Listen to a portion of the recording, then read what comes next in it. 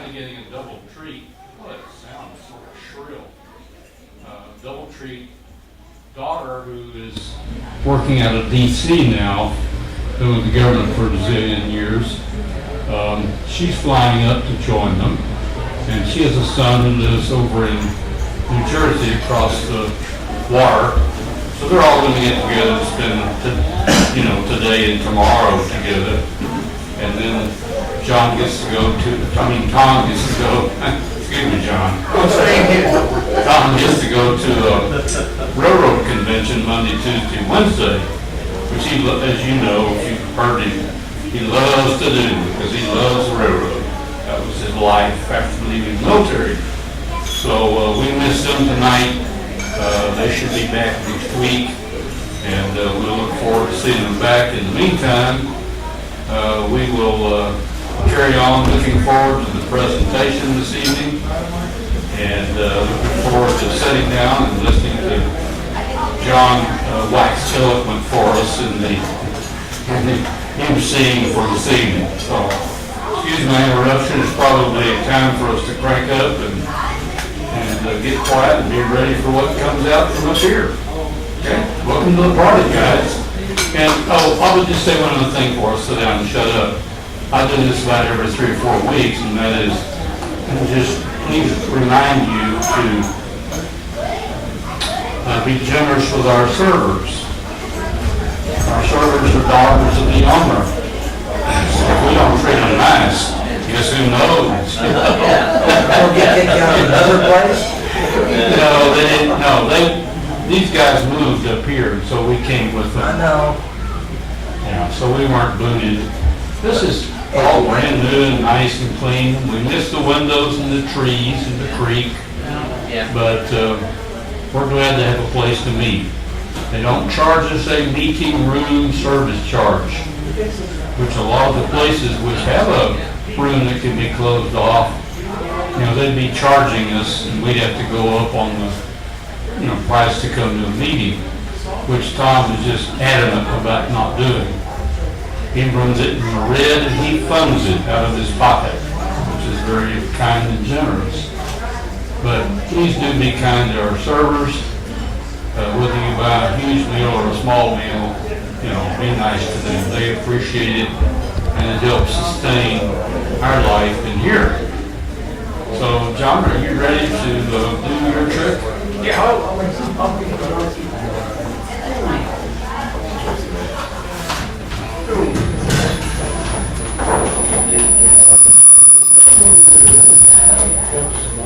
All right. Well, tonight we have the pleasure of listening to Ken Sauter, BFA in Design from Carnegie-Mellon, and MBA from Letourneau University. So he's very well qualified to talk about on representation and leadership. So I won't go through the whole thing because he's going to say it anyway. So come up, Ken, and let us have it.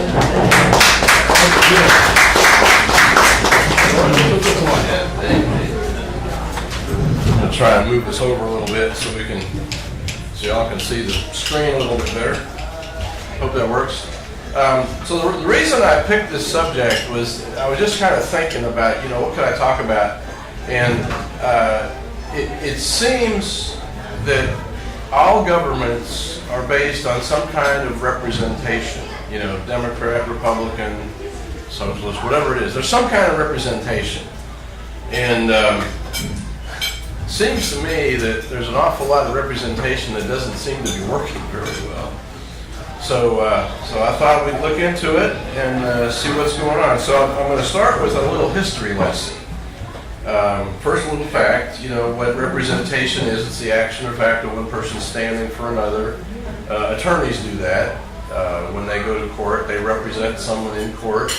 That's usually like a one-to-one kind of thing. But representation in politics is generally one person representing the views of hundreds or thousands or maybe hundreds of thousands of people, which is a little more difficult. But basically, it's those people doing that. Now, why is representation necessary? If you look at a slum like there's lots of cities in the world where there's just like thousands of people living in like cardboard boxes and shacks. I heard a story once. Someone said they went down to Mexico City and they went on this road, that a divided highway outside, I guess it was west of Mexico City. I don't remember exactly what it was, but there was just this pile of garbage that was like 20 or 30 feet high that filled the entire median between the two directions of the road. And as this guy was, taking the bus, riding, he started seeing motion in there. And then he looked in there and he realized that people were living in there. Now, I don't think those people had a representative. And I think the same thing happens when you go to slums in India or any other country of the world where you have thousands of people living somewhere and there's no water, there's no sewage, there's no cleanup, there's no anything. People just live there. And, they're just taking care of themselves as best they can. And there's really no one representing them. Now, if you took a situation like that and someone had some leadership skill and they said, this one guy over here knows how to organize things a little bit. This other guy over here knows how to set up like water and stuff like that. He could probably put together a regular city out of that. So, groups of people don't make executive decisions. When you look at one of those slums, there isn't anybody making decisions. They're just living. They're just there. So if a group of people is going to be effective, they've got to come together and say, we need somebody to take care of this function and that function and that function. And we have towns and cities where you have a mayor that organizes those things. You have somebody in charge of power, somebody in charge of water, somebody in charge of taking care of sewage and stuff like that. And those are all done by executive decisions. Somebody is in charge of that, making executive decisions, and they are representing the people of that area as they take care of that function. Okay, so the point is that representation is necessary because groups of people, as a group, don't make executive decisions. Someone has to be given that job of making the executive decision to take care of a function or to organize functions and make things happen. The alternative is probably mostly a slump, or anarchy, where everybody just kind of does their own thing. And also, you have someone making executive decisions about police protection, who protects you and your property from being stolen, and various things of that nature, keeps you from being burglarized, whatever. So they are representing the community in that function that they do. So when you have representation, you have different people making executive decisions about various things that need to be taken care of for a group to live together and function in a reasonable way. When you have outside threats, a group of people just living together is not going to be able to handle an outside threat. Now, if they all get together and someone organizes them who has leadership capacity and says, we need 10 guys to do this and 20 to do that and 30 to do that, they can probably pull together something and defend themselves. But the point is that executive decisions are necessary. Somebody has to make those decisions on behalf of the group. And any kind of corporate activity requires coordination. You're not going to see a corporation that doesn't have a CEO. Somebody has to make the decision to decide where that corporation is going and what it's going to do. And the same thing applies to groups of people. Like our country, we have a president. If you read, I read the Apocrypha every night a little bit. And in the books of the Maccabees, there's one section in there where one of the leaders of Israel was killed, and all of the people around them said, they don't have anybody leading them. Let's go over and wipe them out. And it's kind of interesting that when those neighbors recognized that they didn't have a leader who was making executive decisions, they considered that the Israelites, or the Jews at that time, were unable to respond to outside threats. So that you can look at that from the outside or the inside, that there needs to be someone making executive decisions. And representation is our way of putting someone in charge of making decisions on our behalf. Okay, prerequisites to representation. Sovereignty. You have to be able to have independent and effective governmental control if you're going to have representation. In other words, you have to be able to enforce your laws or your will on the area that's being represented, or the group of people that's being represented. If you have everybody doing their own thing and doing whatever they want with no kind of consequences, you're not really being represented. There has to be some kind of consistency that everybody hews to. And sovereignty, the ability to control your own affairs, is necessary to have that representation. You also have to have a cohesive population where you have a common culture and values, where everybody adheres to the same basic understanding of life. And you also have to have a defined geographical territory. Ceylon is not the same as Dallas. They're very different. They have a different culture, and they're not here, okay? They have representation that represents them where they are. We have representation that represents us here where we are. So there is a necessity for a territory. And the final, these are four things that are necessary. The final thing is the ability to enter into agreements with other sovereign states. You know, as individuals, we represent ourselves, and we are able to make agreements with other people. Now, if you had someone overriding you and saying you can't make that agreement, you're not able to represent yourself, because somebody else is deciding for you. So you, as a group of people, there has to be an ability to enter agreements with other sovereign states. Now, we're talking basically about nations here. Sovereign nations that have representation within them, and they have the ability, they have their own internal army, their own internal police force, their own internal ability to enforce their laws on their population, and enter agreements with another sovereign nation. Okay, what representation is, basically you have a representative that expresses to the governing body the desires of his constituents. Laws are enacted that express the desire of his constituents. Those laws are enforced, and safety and freedom of those representatives is of ultimate importance. I mean, we all want safety and freedom. If you're safe and you're free, you're basically okay. Okay, and representation is intended to bring that result about. Okay, results of representation. If you are being accurately represented, there's going to be general safety. Legitimate laws are going to be properly enforced. In other words, it's going to be applied equally. There's no unjust or unequal application of the law. So we can all agree that yes, you know, the law was applied to so-and-so and it was done right. And we all feel good about it. There's general freedom for groups and individuals to express themselves without retribution. So we can say what we want to say, and we don't have to feel like, you know, our words are being recorded by somebody, and if we say the wrong thing, we're going to get our head chopped off or thrown in jail. So you have that kind of freedom. You have the freedom to pursue economic activity without undue constraint.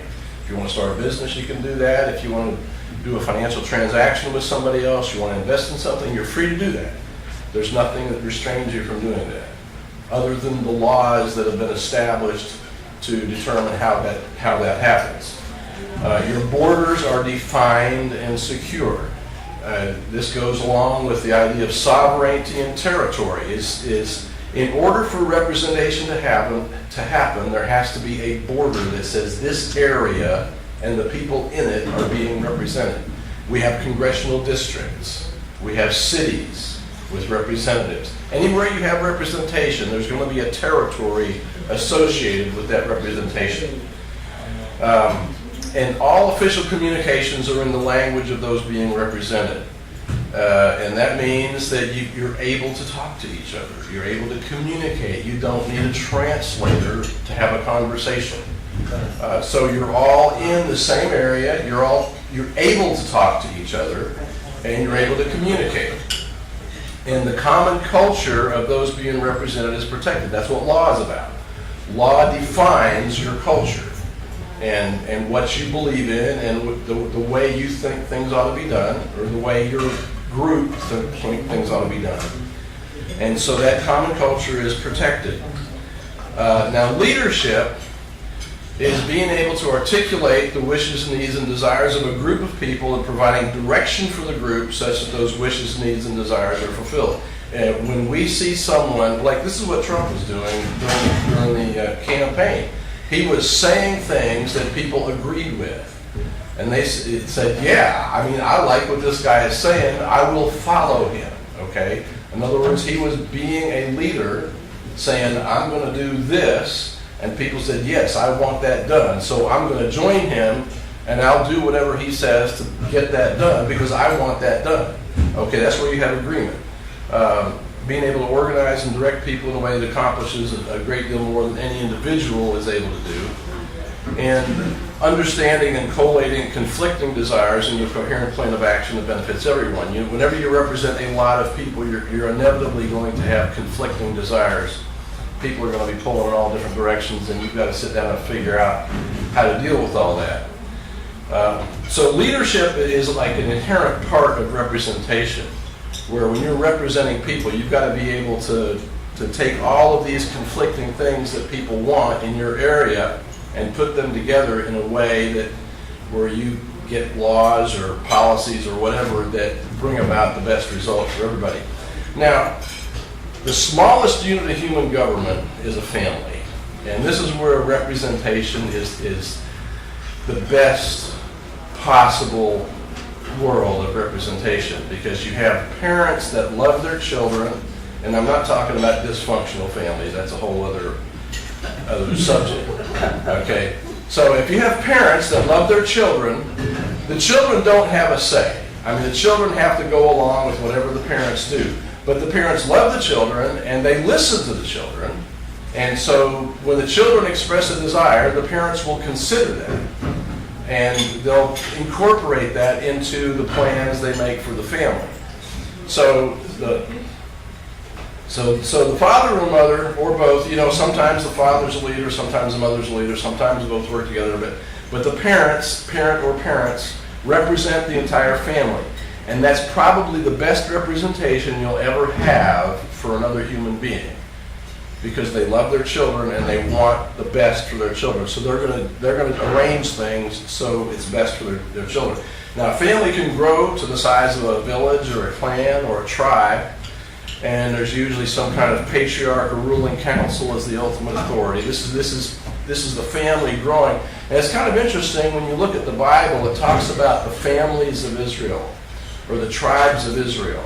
It doesn't talk about the nation of Israel as, a disembodied nation that just has people in it. It always talks about the tribes or the families of Israel. So it's talking about a nation that is built up of families.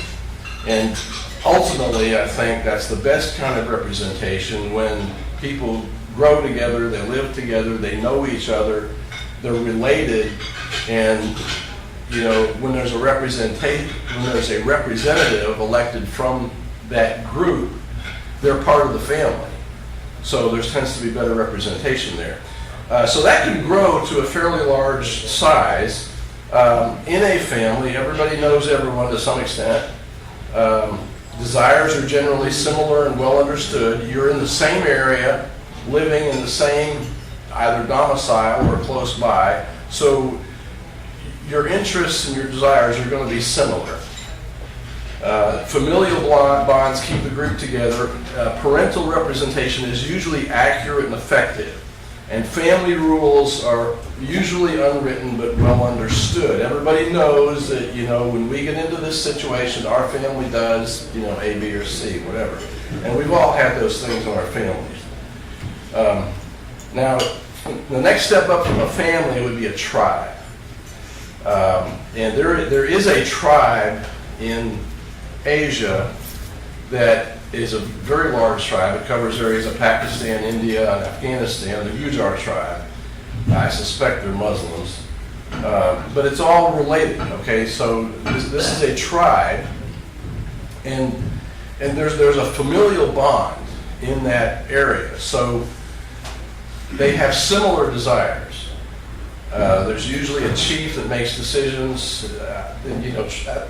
People have very different ways of doing things, so there's not always like a chief. There may be a council, there may be other ways of doing things, but there's a way that people know what the tribe is doing. There's some familial affinity. Desires are generally similar and well understood.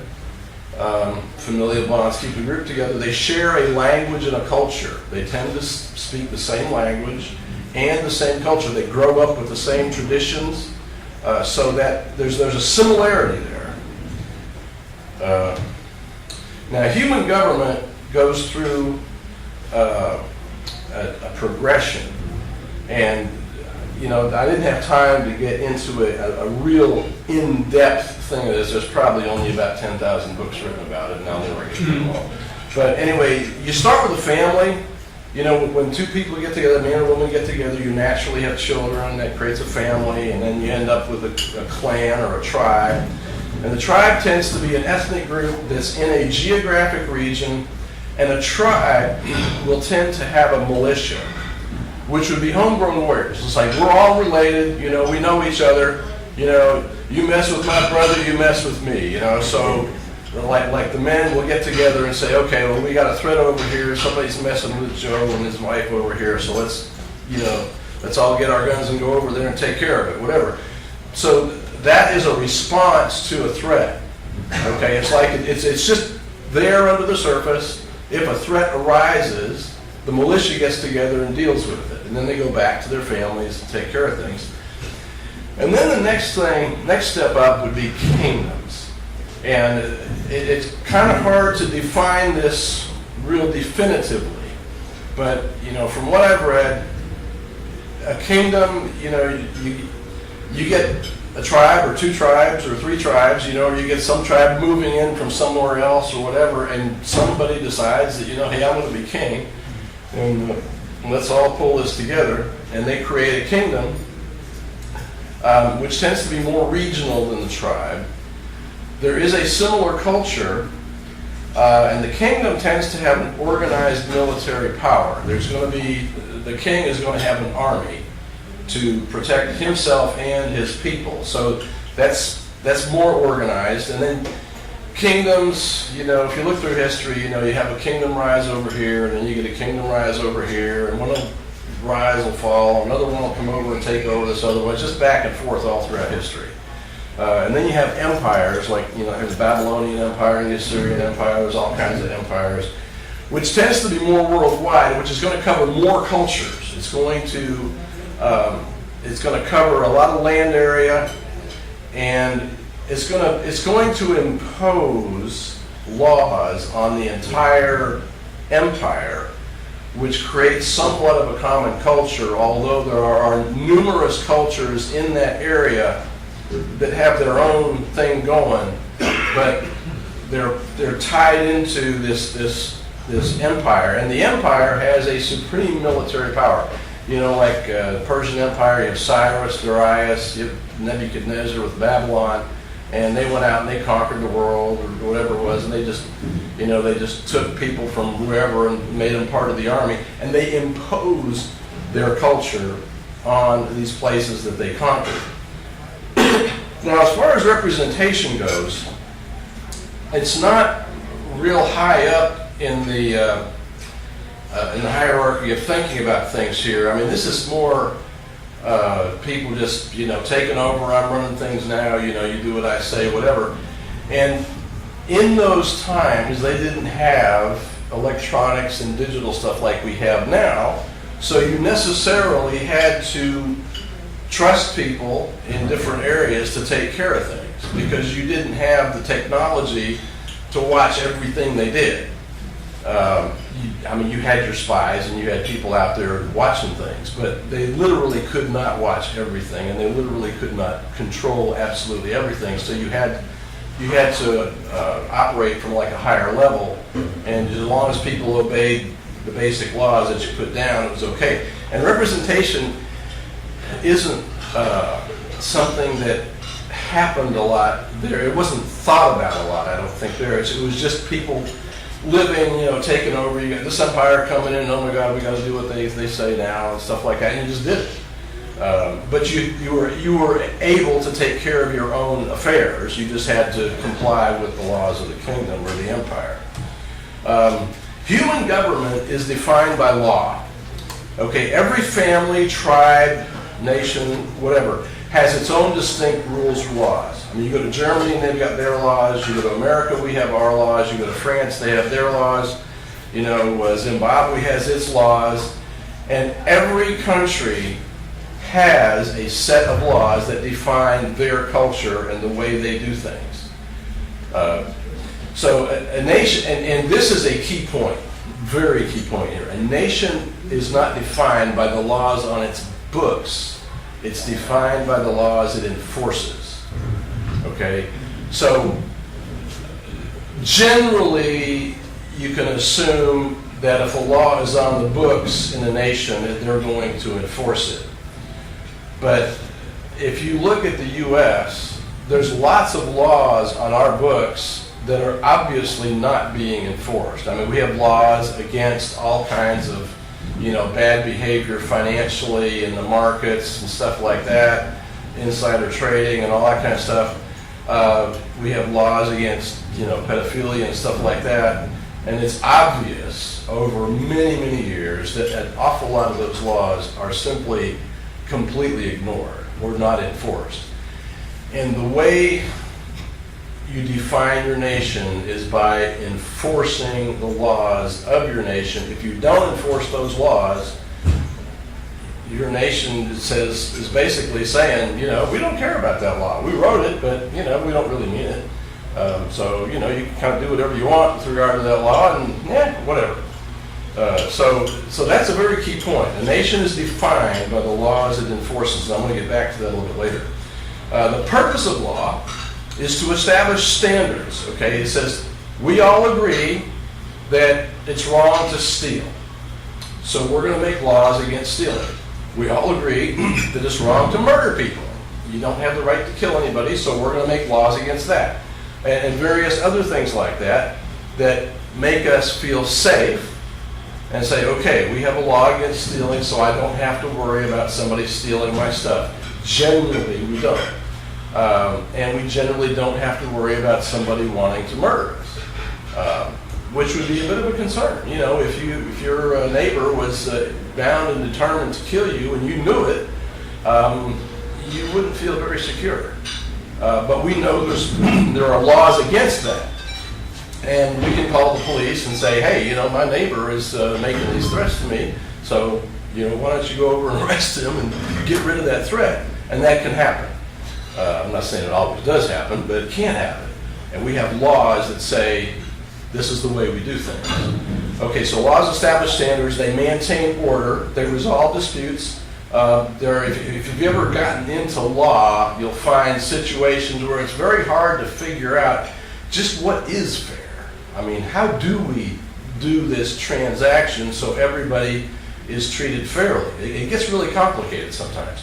So that's one of the reasons we have law, to say that when we get into this situation, this person does A, B, and C, and this person does D, E, and F, and that works everything out, and we accept that because that resolves the situation. We don't have to come to blows over it or anything like that. We accept the law that says this is the way we do things. So it resolves disputes. It protects liberties and rights. I mean, we have the Bill of Rights that says we have the right to free speech. We have all kinds of rights in our Bill of Rights. And we can say that that's the Constitution, it's the law, and I have that right, and we can exercise that right. And we can assert that right in the face of anybody saying we don't have it. And law also defines a kingdom, empire, country, or any sovereign body of people. Law defines what that group is and what they do and how they do it. Okay, that's the purpose of law. What law does is establish morality. The nature of law is to define acceptable and non-acceptable behavior. It defines right and wrong. Every law ever written legislates morality. You've heard it said that you can't legislate morality. Well, what that's saying is you can't legislate how somebody feels. I mean, I can't legislate, I can't say, Albert, I determine that you need to feel whatever about something. Because I don't have that right, okay? I can't tell him how he feels. But law says this is what's right and this is what's wrong. And we all agree, so that is what the law is. And law rewards or punishes certain behaviors. Okay, so every law ever written legislates morality. It decides what is right and wrong. So when a nation has a set of laws, it says that we are defining what is right and what is wrong for this sovereign group of people. Now, this is just a statement I found that I thought was illustrative of how law develops. It says, Mongol law developed from the basic needs of nomadic hunters and herdsmen who had little cultural inheritance, rooted in the clan structure and borrowing much from clan customs and traditions. Genghis Khan's Great Yasa slowly evolved over the years and was nearly complete by the time he was anointed emperor of the Mongol Empire. So what's happening here is that these tribesmen figured out, when we have a dispute about who owns this sheep, if it falls in a ditch or whatever it is like that, this is the way we resolve it. If we decide that, this land is mine and somebody challenges us, this is how we resolve it. And they developed this over a long time. And so law is not just something you sit down and figure out this is what we're going to do.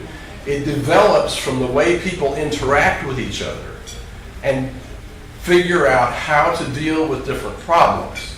And it's localized, okay? It's not, we don't develop law here for how Mongols deal with their tribal stuff or their herds over there. We don't know anything about that. We deal with our issues here, and they deal with their issues there.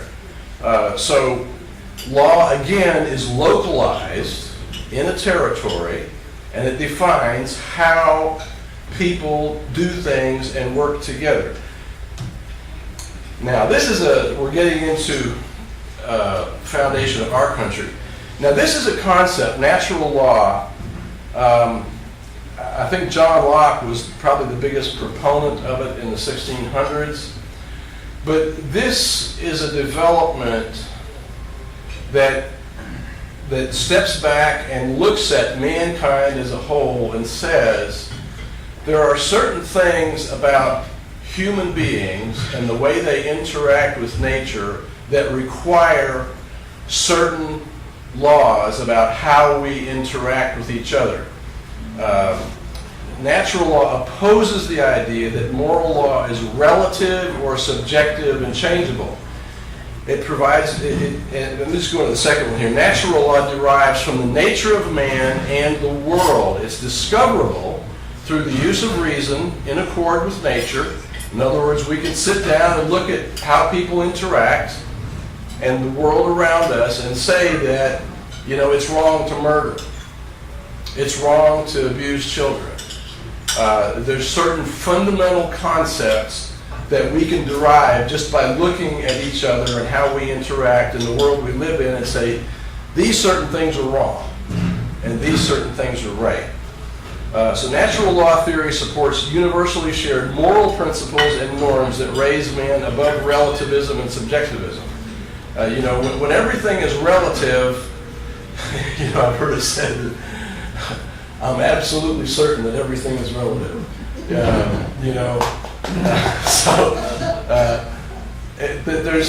you have to have a solid foundation somewhere. There has to be an absolute somewhere that you start from. And natural law is a universally recognized set of principles that derive from human nature and the world we live in. And it would even be valid if God did not exist, is what's being said here. Thomas Aquinas has explained that there exists a system of moral beliefs accessible to human reason and independent of divine revelation. In other words, even without God, we can sit down and look at each other and how we interact with each other and say, there is a law, or there should be a law that says it's wrong to murder, it's wrong to abuse children, it's wrong to steal. Those are fundamental concepts that everyone can grasp just simply by looking at each other and saying, you know, this makes really good sense. And everybody can agree on that. Oliver Wendell Holmes said that the law embodies a story of a nation's development through many centuries, and it cannot be dealt with as if it contained only the axioms and corollaries of a book of mathematics. So what he's saying is that law is not just a mathematical construct. It's something that develops from the way we interact with each other, from our common understanding of what's right and wrong, and we all agree that this defines who we are as a people. Now, from that, we go directly into the Declaration of Independence. You know, our law here in this country, because our founding fathers, the colonists, felt like they were being violated on a regular basis. And this goes back to natural law and their understanding of it. They were saying, and if you read the Declaration of Independence, it's basically the first paragraph and then a litany of abuses that the British Crown was perpetrating on the colonists. That's basically what it is. So our founding fathers said we hold these truths to be self-evident, that all men are created equal. In other words, you don't have to be a genius. You don't need some special understanding. It's just self-evident that all men are created equal under the law, that they're endowed by their Creator. So they're acknowledging a higher order. They're not saying, there's a lot of people in this world that think man has the right to establish law on his own as if government is the ultimate final authority. What our founding fathers said was government is not the ultimate final authority. There is a natural law above that. And we acknowledge that we are created by God, who is above all of that, who gave us life, liberty, the pursuit of happiness, all of these unalienable rights that we have as human beings that cannot be taken away, and therefore whatever laws we come up with need to be based on these higher principles that are above government. Okay, so government legitimately is a reflection of natural law. So it says whenever any form of government becomes destructive of these ends, it's the right of the people to alter or to abolish it and to institute new government, laying its foundation on such principles and organizing its powers in such form as to them shall seem most likely to reflect their safety and happiness. Now, have you ever felt like you need to change things? Yes. Okay? I mean, you feel like that, hey, I'm not being represented very well here, and something needs to change. Okay? And that's what our founding fathers did. Our founding fathers looked at what the British Crown was doing to them and saying, hey, wait a minute, this ain't right. And if government was the ultimate authority, they should have just accepted it and gone with it. That was the government. But they were saying, they were appealing to natural law and a Creator, which is over and above government. So they are saying here that government is not the final arbiter. Government has a responsibility to implement natural law and protect the people, and if they don't, then the people have the right to throw the government out and do another one. This bottom one is just one of the litany of instances that our founding fathers listed in the Declaration of Independence. I mean, if you read the Declaration of Independence, it could be written today. I mean, the abuses that British Crown was doing to the colonists are being done to us today. So you can do that. Now, American constitutional law is derived from natural law. Our founding fathers did their best to say, okay, these are the principles of natural law, and if we're going to implement that in our government, then this is how we're going to do it. It provides representation to every member of society, and if you read the Constitution, it defines how representation is supposed to happen. It talks about, you know, congressional districts and congressmen and senators and all that. And our founding fathers believed that our senators should be elected by the legislatures of the states, which keeps them closer to the states. And I think that's a really good idea, and it's too bad we got away from that. But I think there were some other forces involved in doing that. And constitutional law establishes the machinery of representation. We have an executive because we know there are executive decisions that have to be made. Somebody has to sit down and weigh the different options and say, okay, we're going to do this. 500 people can't do that. There has to be one person that has that decision to do that, and that's why we elect a representative, a president, to do that.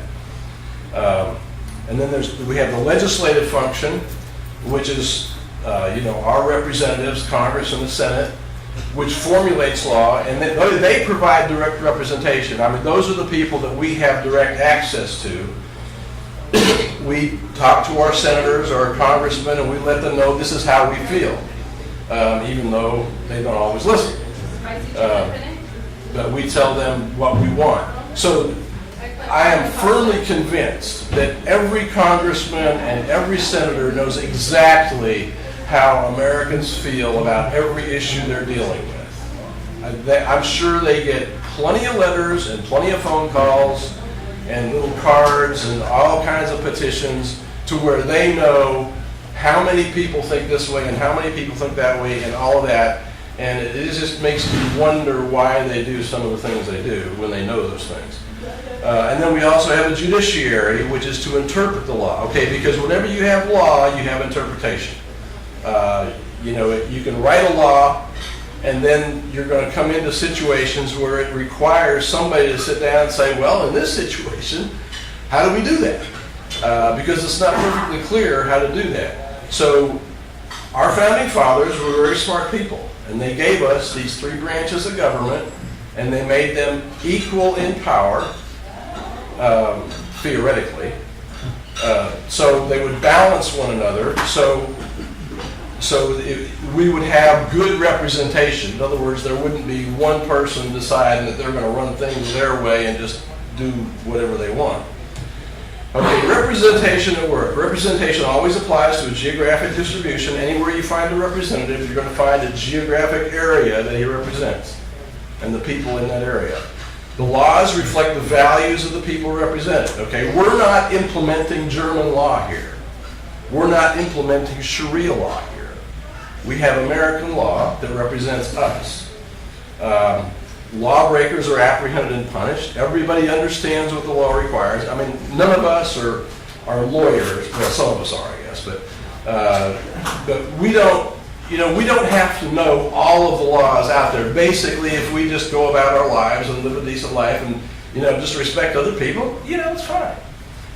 So it's not like you have to take every step hoping that you're not violating some law. In Nazi Germany, I think you had to do that. In the Soviet Union, you had to do that. You had to be real careful about not, violating some law that would end you up in jail for 20 years. So generally, everybody accepts the law. The law is enforced equally upon all individuals and groups of people within its jurisdiction. Now, this is ideal, okay? Everybody is generally happy and feels free to pursue happiness in their own way as long as the law is followed. And generally, I think we all feel that way. You buy your house, you take care of your house, you can fix up your garden, your yard the way you want, talk to your neighbors, have a barbecue, go out and start a business, whatever you want to do. And you generally feel free to do that. The law says there's certain things you have to do to make some of those things happen, which is okay.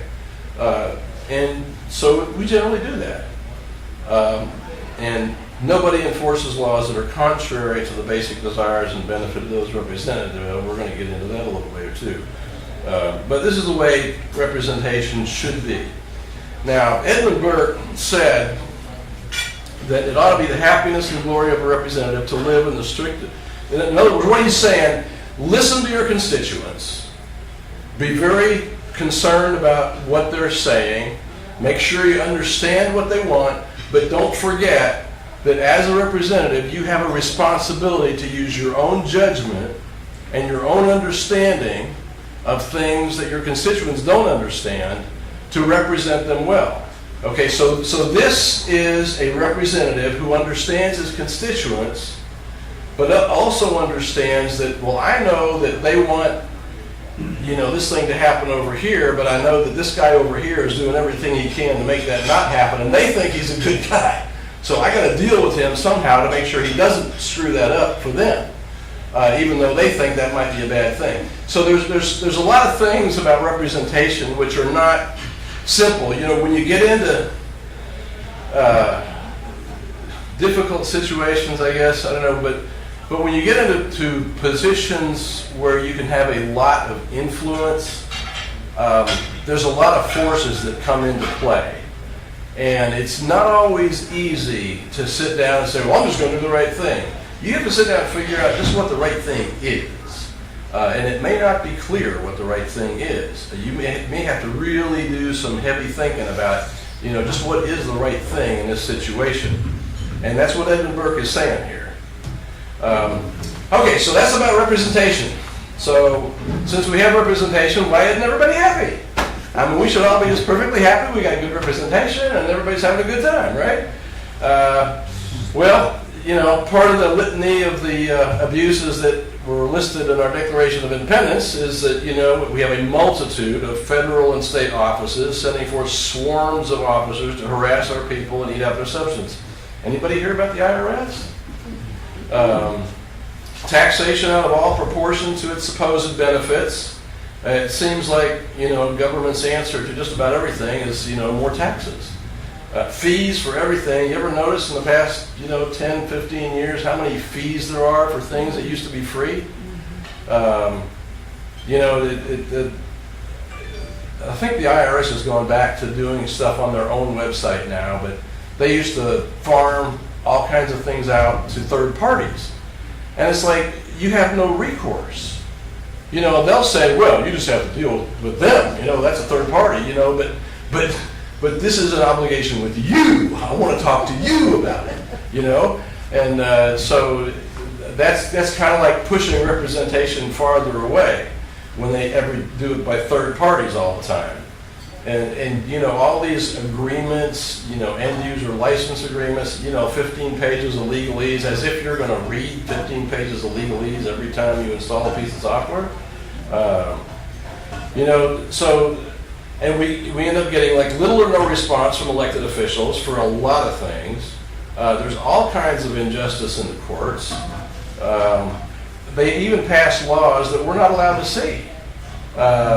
And I don't see how that represents anyone other than the people who are just making laws and deciding that, by God, we're going to do this whether anybody wants it or not.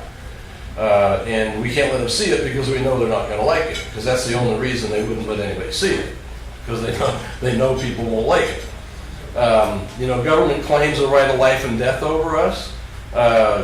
You know, how many times, you know, I mean, Obama made the remark that I'm pretty good at killing people. You know, it's like, well, don't we have a justice system that says no one's supposed to be killed without due process? You know, saying I'm good at killing people is a little questionable, I would say. You know, government takes personal property. There's all kinds of laws that let the police or the government take personal property. All they have to do is say, well, you're a drug dealer. And they don't even have to prove it. They just say, well, you're a drug dealer. We're going to take your boat and your car and your house, and, you know, you just have to live in the street. Too bad. and you can't do anything about it. I mean, it's like, I mean, they're bigger than you are, and by God, they're going to do it, whether you want them to or not. And you have to go through the justice system, which tends to be more of a peasant control system than a justice system. And we have things like unjustified SWAT raids on innocent citizens with no recourse. I mean, how many times have you read a story about, some SWAT raid going into somebody's house, either killing the man or his wife or the children, throwing a grenade into a baby's crib or something like that, and they get off scot-free? Is that representation? I don't think so. Now, we're talking about government here. I'm going to get back to this. So we got to ask ourselves, how does government actually work? Okay, if we're not being represented the way we want to be represented and the way we feel is right, why is that happening the way it is? Well, government always has a mastermind or somebody who understands how things actually work. And that mastermind has an agenda. And that mastermind, he knows how to arrange people, events, and resources to accomplish his purpose. Now, that mastermind's agenda may not be running the entire government, but he may understand, like the CIA, and he knows what he wants the CIA to do, and he's got an agenda for how to use the CIA and all that. And what he does is he knows how to convince the president that, oh yeah, we need to do this over here because of A, B, C, and D and all that kind of stuff. And he figures out how to convince the president to go along with his plans, okay? But he's the mastermind. He knows what he wants. He has an agenda. He knows where the people have to be to make that thing happen, and he knows how to put them in place. And he knows how to get rid of people that might get in his way. So nobody, no mastermind, no matter how brilliant or capable, can run an entire government. Okay, so what the mastermind has to do is concentrate on his agenda and figure out how to make that happen. And that's why there's so many strange things that happen, I think, in government. Because the mastermind is saying, well, I need to get this thing done over here, and I need to deceive so-and-so over here into thinking this is happening while I'm doing this over here, and I need these people in place over here to do this, and I need these people over here to be way over there so they don't see anything going on over here. And he knows how to make all that happen. And sometimes things happen that you kind of scratch your head and say, why is that going on? But if you dig into it and you research it, you figure out, oh, this guy had a plan. He knew what he was doing. So the mastermind arranges people, and there's always a mastermind. There's always a mastermind in government. And one of our keys, I think, in taking our government back is figuring out who is the current mastermind or masterminds, because there may be 2 or 3 of them in a couple of different areas. And what we got to do about it. Power is always shared among equals. Every government is an oligarchy. I don't think there's any such thing. There's nobody, even a king, a great king, knows everything. He has to have people in place that know how to take care of other things. He's got to have a general to take care of the army. He's got to have, a minister to take care of finances. He's got to have somebody to do all of these different functions, because no one person can do it all. But there's always someone who has the plan.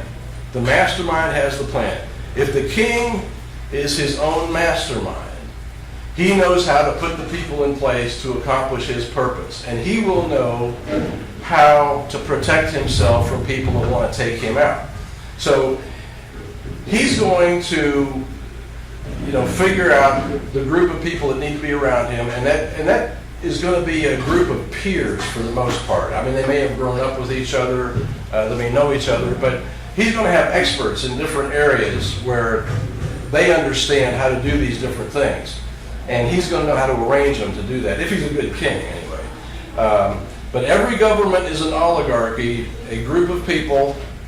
I don't know how many, but there's a number of them that control different areas of the government, and they work together to a common agenda.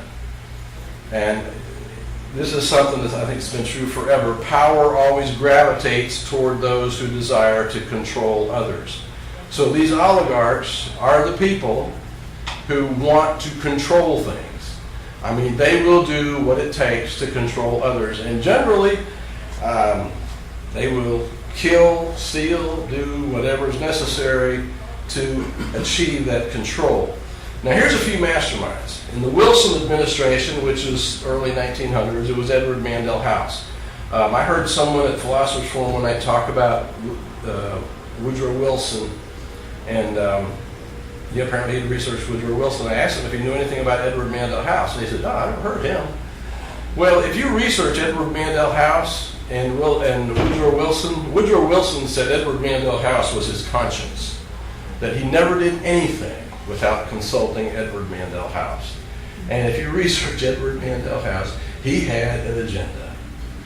He definitely had an agenda, and he knew how to make it happen.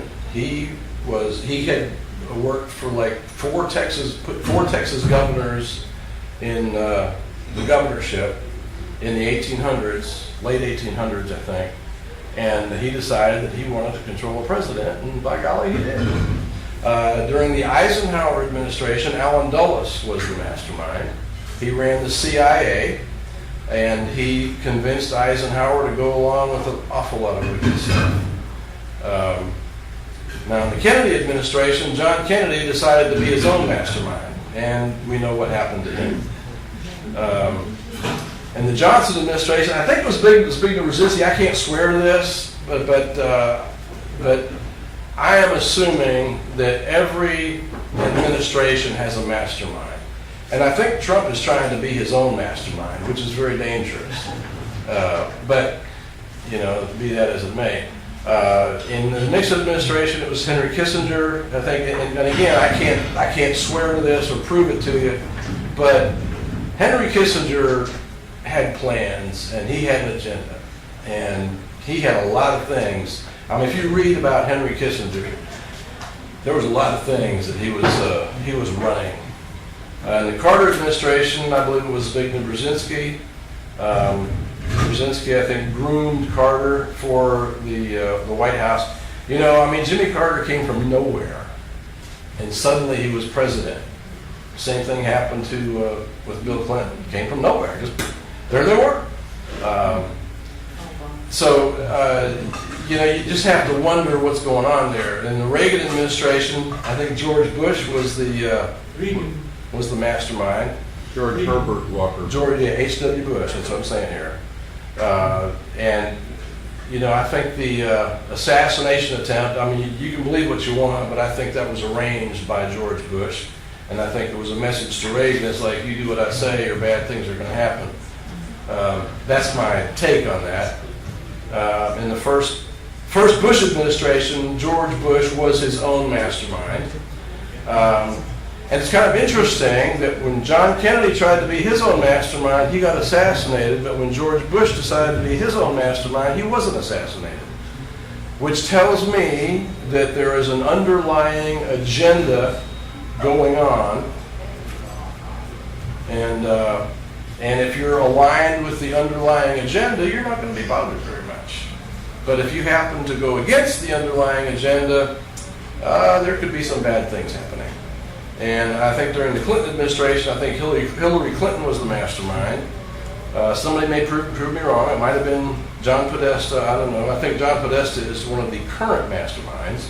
If you look at some of the WikiLeaks emails that came out, John Podesta is saying things, I think we need to have a kind of wet affair to get rid of Mr. Scalia. And he's saying things like, these people that are leaking stuff, we need to make an example of them. And that tells me that he's got an agenda and he doesn't have any qualms about taking people out or whatever. We just got to do what we got to do to take care of things. Okay, that's how government does work. Okay, there is a mastermind, there's an underlying agenda, and there's things going on. So how should government work? Well, our elected leader, the president, is given the job of mastermind. The president should be his own mastermind, And our system charges him to appoint experts in their fields to do the jobs that need to be done. That's the president's cabinet, okay? So the president's a mastermind, he's got the plan, he knows what needs to be done. He appoints people around him to be experts in certain areas, that's his cabinet. And he has the executive power to create whatever institutions are necessary to govern well. You know, if he thinks I need a ministry of trade to take care of all these problems with trade, he can set that up if he wants to. And now we've had, the Department of Education, the Department of Energy, all kinds of departments created by presidents.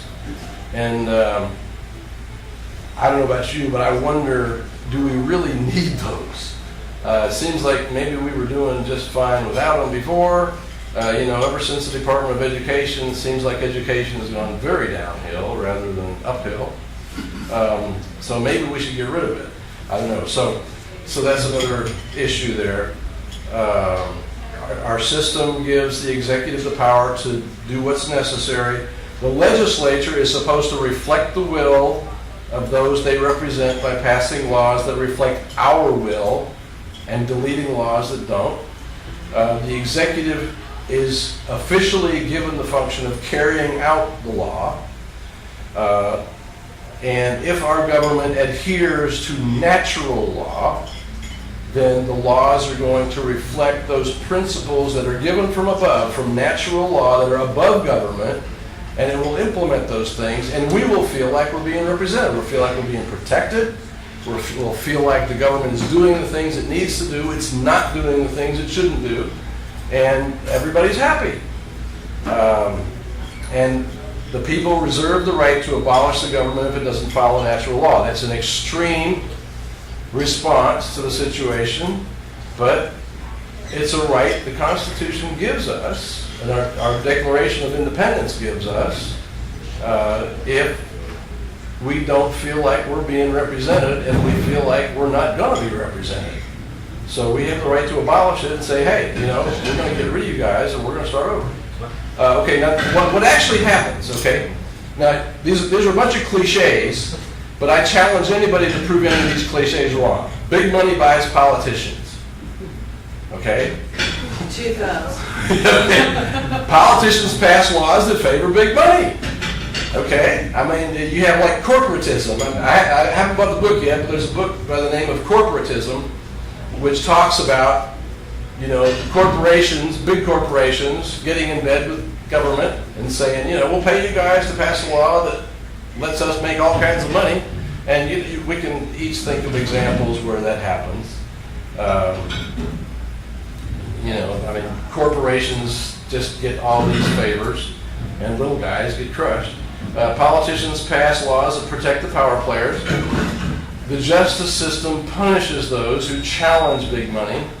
For instance, I don't know if you're familiar with Dr. Brzezinski in Houston. He treats cancer, and he's very successful at treating cancer. He developed a neoplaston. Anti-neoplastons, right. And he's developed his own drugs, and to get around the FDA's rules, he only sells them in Texas, okay? So as long as he sells them in Texas, it's not interstate commerce, and the FDA doesn't have the right to jump down his throat for that. Nevertheless, They do anyway. They do anyway, yeah. But what he's doing, if you've looked into the war on cancer, you will come to the realization that the war on cancer is not being won and there's no plan to win it. Because it favors Big Pharma. Big Pharma wants to sell lots of drugs, and they sell you chemotherapy drugs, which are like $15,000 a treatment, of which the doctor gets like $4,000 to treat you. You basically have a 3% chance of getting cured with chemotherapy. But boy, do the Big Pharma guys make money, and the doctor makes money, while you die. And it just happens a lot. I mean, that's just one example. I mean, we could sit here and probably all of us could come up with examples of all kinds of stuff like this. Okay, troublesome individuals and groups are eliminated by the powerful, and I've got a list of coups that the CIA arranged.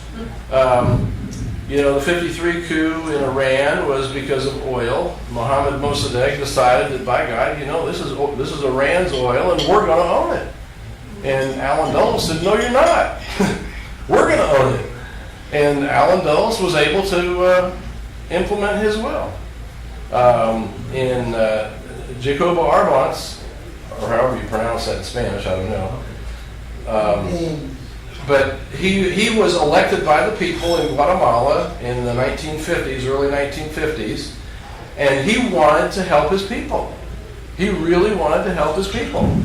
But part of helping the people was taking land from United Fruit Company and giving it back to the people. And United Fruit Company said, oh, no, you're not. And Allen Dulles said, yeah, you're not either, man. We're going to make sure you don't do that. And they absolutely ruined him. I mean, he wanted to do good for his people. He did everything he could to benefit the people of Guatemala. And the CIA just absolutely destroyed him. Chased him to where he had to live in the Soviet Union, and then they blamed him for being a communist. It was just horrible. They killed, Congress, Patrice Lumumba. Yeah, you can go through the list. But basically, a lot of this was Allen Dulles, but Allen Dulles was dead by 1964, I think, so there were some other CIA guys in here. But our CIA has done an awful lot of coups. And this is what we know about it. I mean, God knows what we don't know about it. Wasn't Dulles in the Warren Commission? Yes, I think he put the Warren Commission together, which kind of raises a question about what was the intent of the Warren Commission. And then there's mysterious deaths of people who know too much.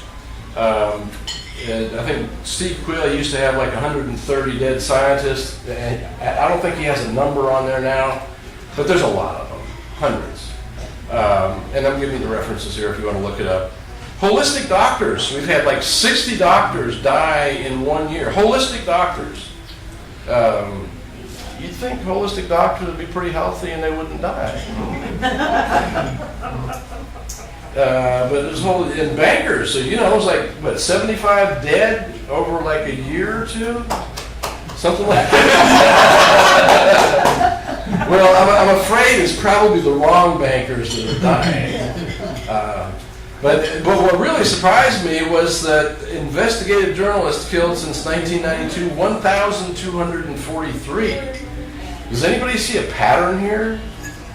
It's like if you know something we don't want you to know, you're dangerous. But if you're really investigating things we don't want you to know, you are really dangerous. So what was the date on that figure?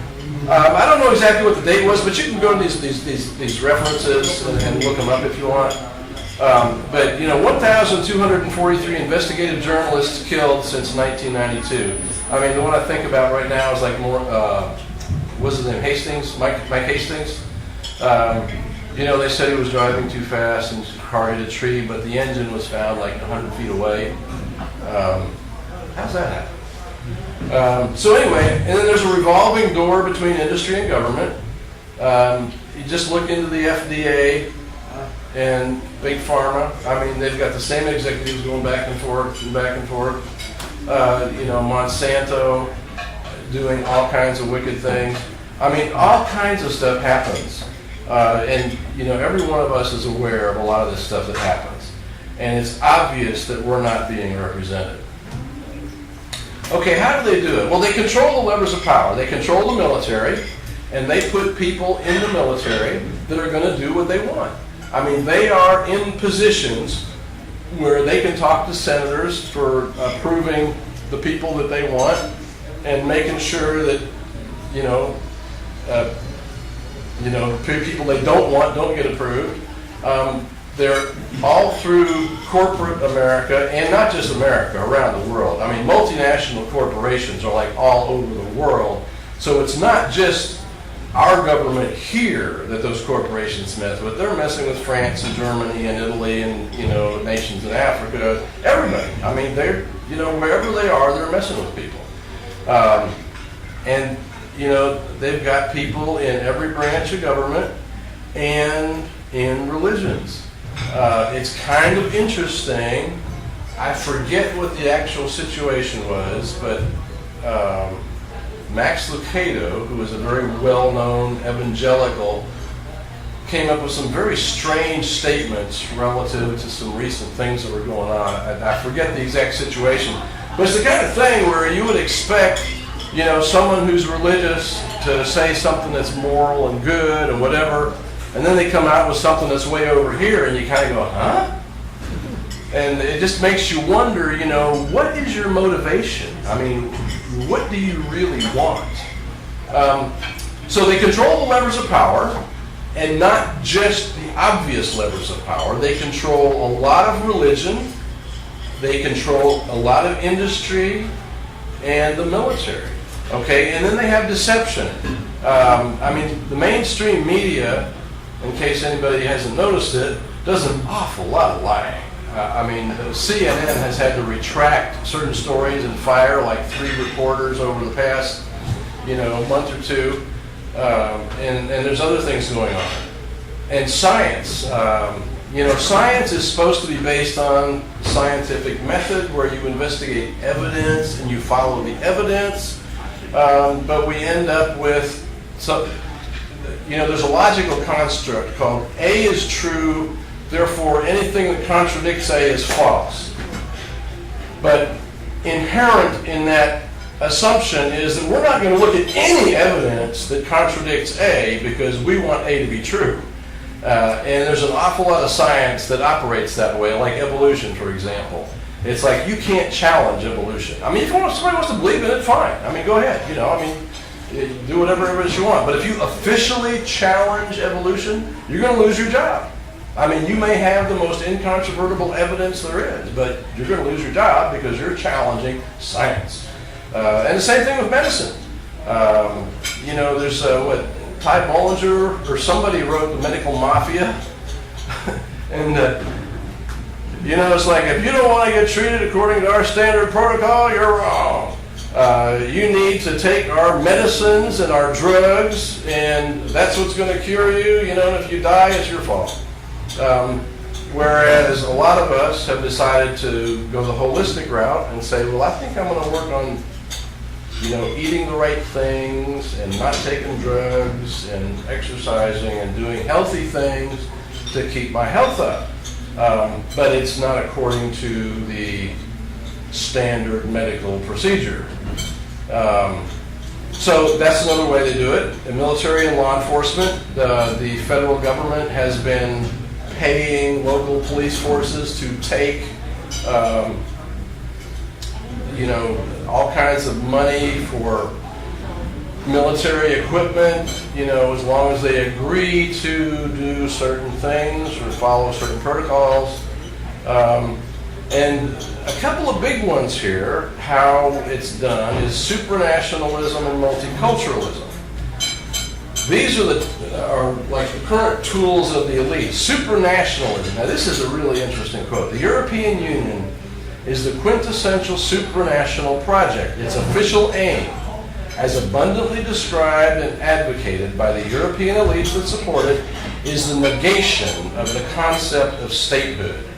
The EU exists not to create a European sovereignty, but to dissolve the borders, sovereignty, and statehood of its members. That is the purpose of supranationalism.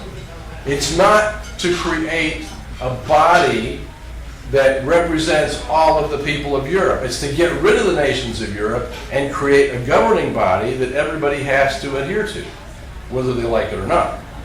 And then multiculturalism denies that society has or should have a light culture, which is a German term, or dominant culture, or a set of core values or shared common ground. Now, as an example of this multiculturalism, I think he goes through an instance in this book, this theory about A, where a German woman was being abused by her husband, apparently severely, and Germany has a law that says if your husband abuses you really bad, you can divorce him. So she took him to court and said, I want to divorce this guy because he's abusing me really bad. Well, the judge said, you married this guy in Morocco, he's a Moroccan, and you knew damn well that he was a Moroccan and followed, Sharia law and all this other kind of stuff. So you're not going to get a divorce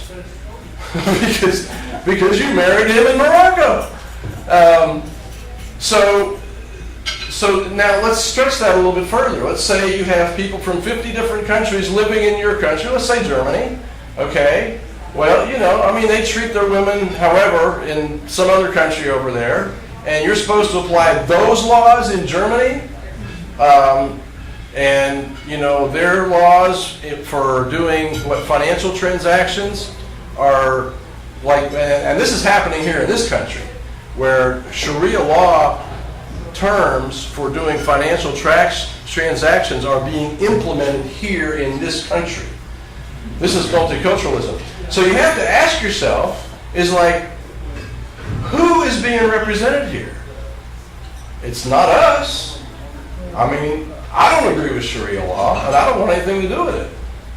So why is somebody implementing Sharia law in my country? I say it's a problem.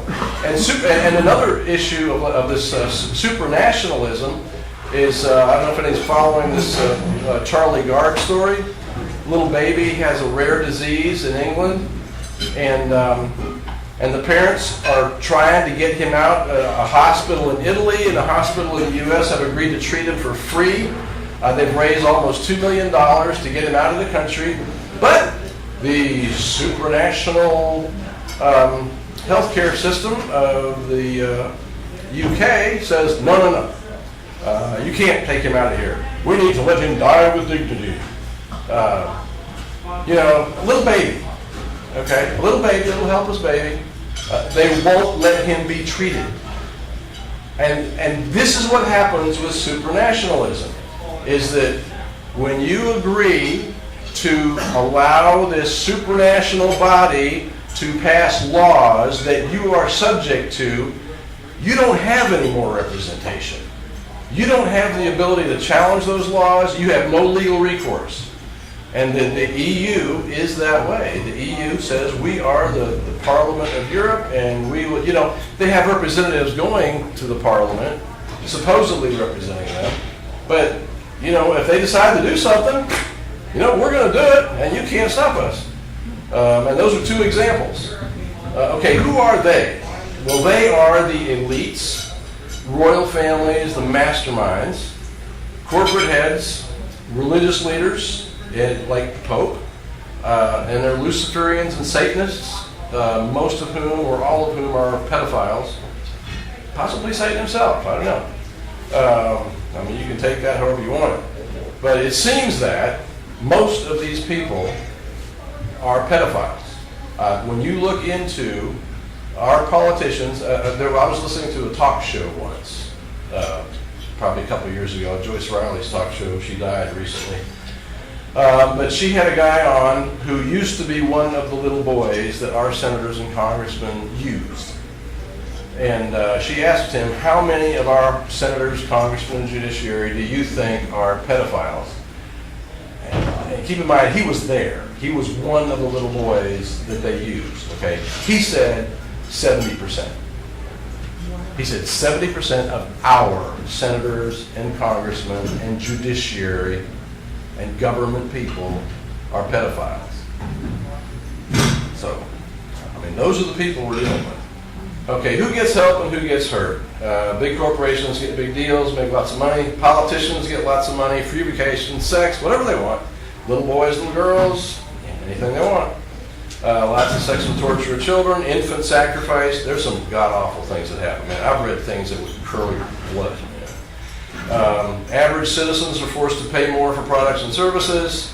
Leasing or renting is becoming the business model. If you noticed how software is not being sold anymore, it's being leased.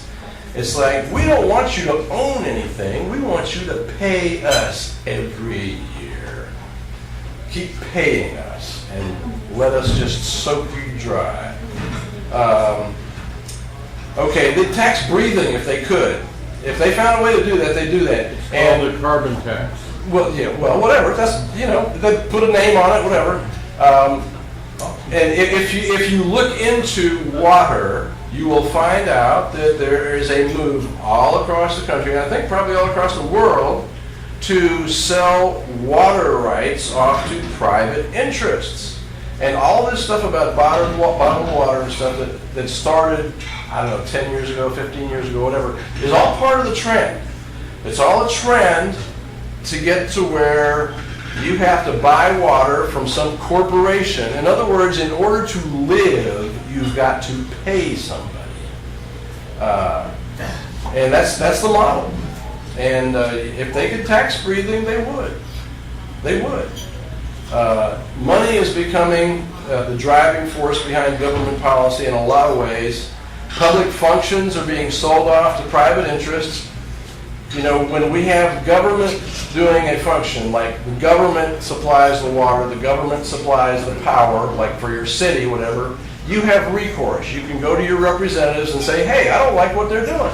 Well, if it's sold off to a private interest, well, they're there to make a profit. You know, I mean, you can't tell them not to make a profit. So they charge you 2 or 3 times what you normally pay, and hey, they're just making a profit, you know. And you're paying 2 or 3 times what you normally pay, and you don't have recourse. So we have an increase in toll roads. Fortunately, I went to a town hall meeting a few weeks ago, and a couple of representatives said the mood in Austin is that we don't like toll roads and we're trying to get rid of them. So that's a good thing. So we're getting some representation there. And the things that most people want are denied. For instance, I've heard there's like at least 30 different ways that free energy can be generated. Free energy. I mean, free. Where you're not paying for it. Where you could drive a car from here to Timbuktu and never refill it. You know, spaceships. As a matter of fact, there's a website called UFO How To, if you want to look it up. And he found patents from the U.S. Patent Office on how to build UFOs from 1910. Okay, so those things exist. And he goes into like, I don't know, 9 different ways that UFOs can be powered, and he explains them all. But do we get our own UFOs? I mean, do we get something that we can drive where we want?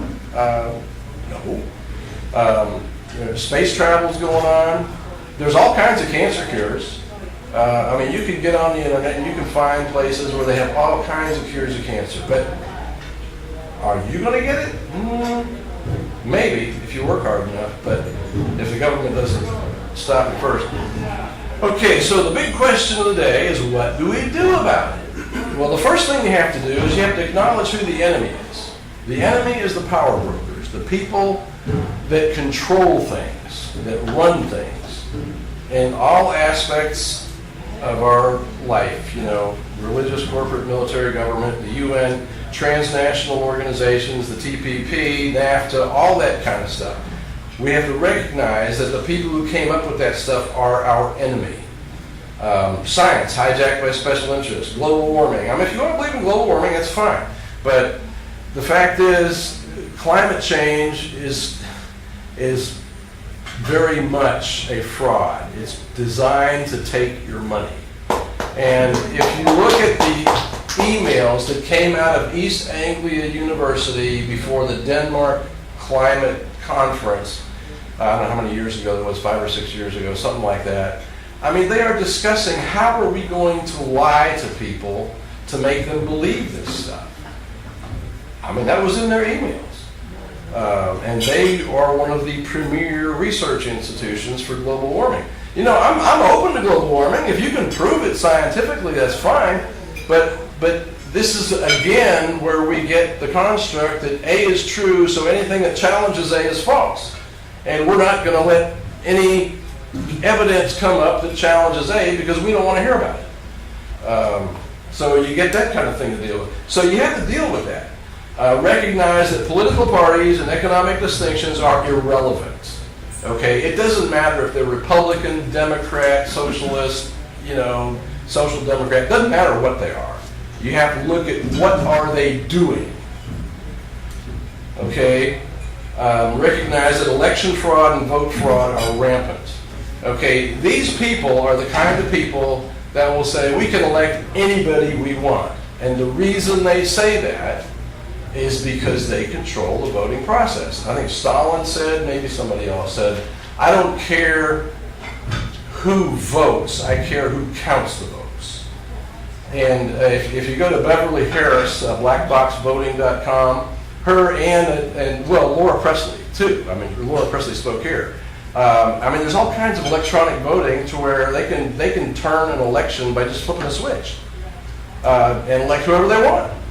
I suspect that's how Mr. Rawlins got to be mayor of Dallas. I suspect that he wasn't really elected. It was probably one of those things where somebody flipped a switch and said, we want him to just, we'll just flip a switch here, and of course nobody's watching us. We're not going to let anybody watch us. And we'll just do what we want. And they do. Recognize that power brokers control the corridors of power and understand how they operate. So, I mean, part of this, we can complain about people not representing us, but we have to understand what's driving them. Who's paying that congressman? And what are they blackmailing him with to make him behave that way? There's all kinds of things like that going on. And it's a big thing. I mean, it's a really big thing. I mean, it's all over the place. So we have to recognize that there's a clear and important distinction between free market capitalism and crony capitalism or corporatism. Free market capitalism necessitates an assumption of risk. Free market capitalism is, I'm going to build a better widget. I'm going to raise X amount of dollars, I'm going to put it into that widget, and I'm going to sell it. And if enough people buy it and I make a profit, I'm going to sell more of them and I'm going to build my business. If nobody buys it and they don't want it, I lose my money and I got to go try something else to do. Now, corporatism or crony capitalism is like, hey, Senator so-and-so, I'd like to start build some airplanes over here and wherever it is over here, but it's going to cost whatever to build a factory, so the government funds the factory and guarantees that the guy makes a profit, from our money. That's the way they do things. So it's like, you can't lose, and if that congressman doesn't want to cooperate, you just pay somebody else, just give this other senator a little bit of money to pass this law or whatever and say, you're going to give me, X amount of dollars to build this factory and guarantee I make a certain amount of profit on it. So there's no risk. You got the government guaranteeing everything you do. Recognize that centralized state control has many different names. You will often hear favorable to business. All this stuff is favorable to business. Well, it may or may not be favorable to business. But you have to realize that when somebody does something like that, it may be that, how many laws, like what the Federal Reserve Law, the initial name of the Federal Reserve Law was something like the Aldrich Financial Act or something like that, and it didn't go anywhere. So they renamed it the Federal Reserve Act, which sounds really federal and good. And it passed, and there was virtually no change in the law. They just changed the name. So when you hear some really nice sounding name, we're out of time?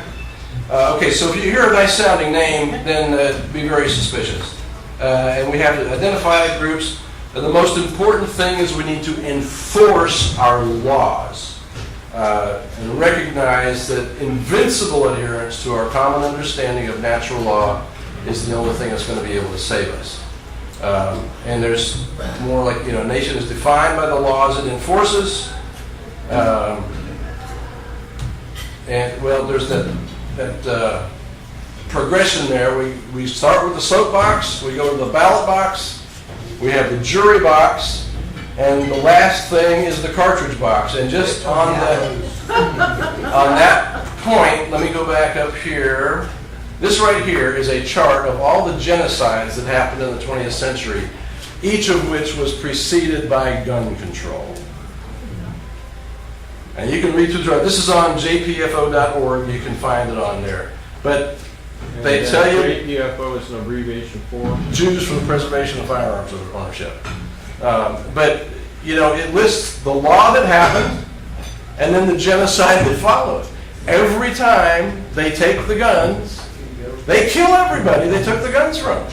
Happens every time. And the one thing that saved this country is the fact that gun owners refuse to give up their guns.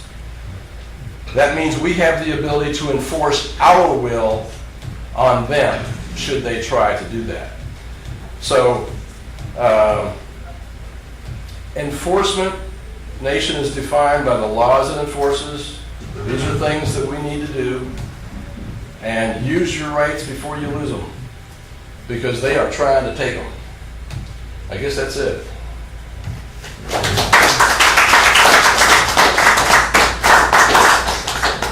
Questions, will just stay up there. All right. Do we have a microphone? You got a mic? Okay. Let's get it on. Good idea. I don't think we want to use it. Let's go on.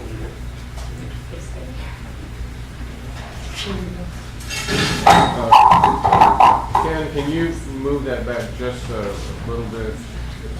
Actually, Ken, if people are going to be going up there, you need to move it that way. Yeah, well, right, yeah, we need to do that. Okay. That way too. All right, we'll do that. I'll have the honor of asking first. Okay. Since I'm not holding the mic. You extolled the virtues of the American political system. Other countries have different. For example, many countries have proportional representation, which means there's much more over-review in parliament. So what's your view of that? Well, I think different people do things different ways. You know, our system grew up in a constitutional construct, proportional representation, parliamentary system, whatever. If that's the way a group of people feel like they're best represented, more power to them. You know, I don't have a problem with that. You know, I mean, if that's the way you want to do it in your country, it's your country. I'm not going to tell you how to do things in your country. Well, wouldn't that be a better deal for America, is really what I'm asking. Well, our founding fathers, I'm sure, considered that, but they chose a constitutional system. And I'm good with the constitutional system. We're already. Okay. Next person.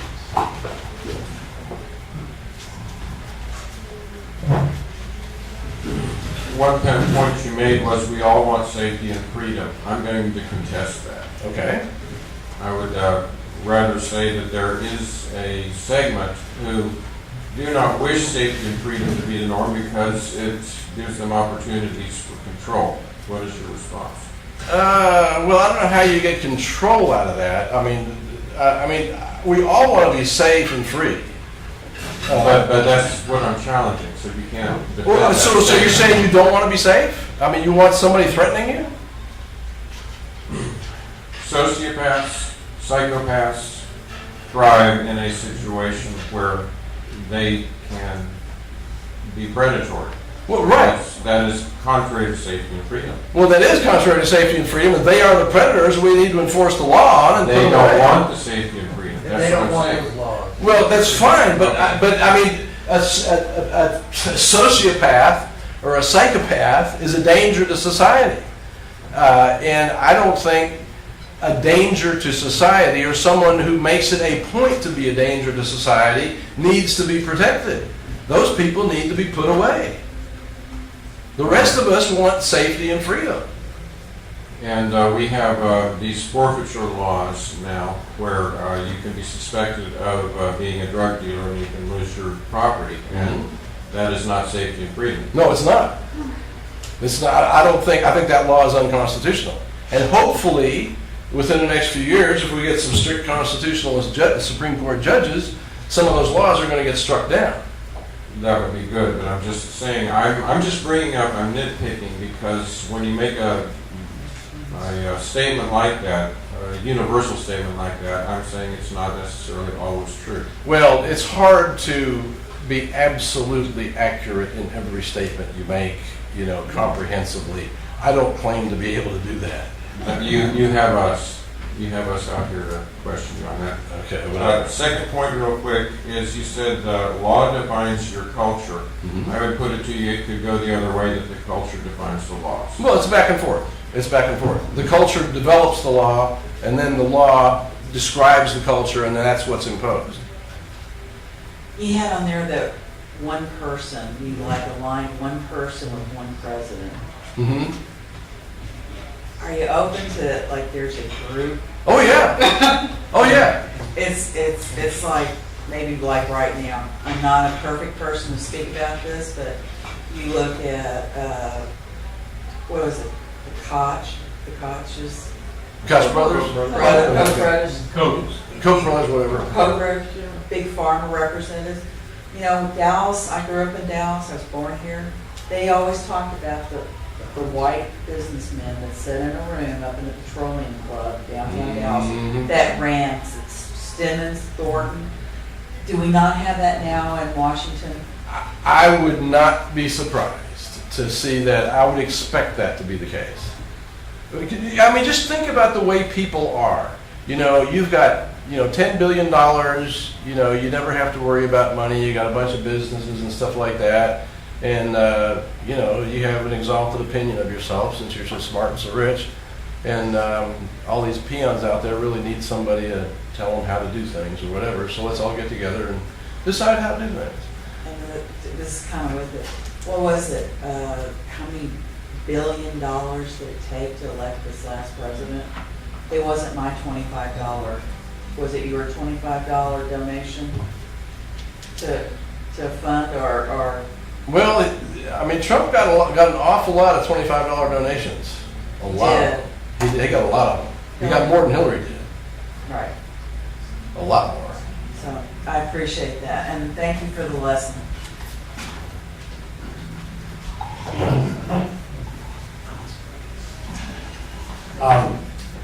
Two questions. Do you think Citizens United Constitution, the whole Citizens United Constitution? Number two, which do you think is more rampant, vote fraud or election fraud? Well, as to vote fraud or election fraud, I think they're both problems. Is one more rampant than the other? Yeah, well, vote fraud is like, taking buses of people to like 5 different polling places and have them all vote. And election fraud is like having your switch at the main computer where you just flip the switch and, change the vote. That's a problem there. As far as Citizens United, I think it goes down to what is a corporation. From the research I've done, which isn't very much on corporations, is that back in the 1800s, there was no concept of personhood for corporations. It was just a group of people getting together to accomplish a specific purpose, and the corporation had a purpose, and that's what you did, and when that was done, that was the end of the corporation. The notion that a corporation is a person, I think, is fundamentally wrong, because what it does is it creates this person with massive amounts of resources that is controlled by a few people up at the top, which basically takes one person's influence and multiplies it by billions, which I don't think is right. How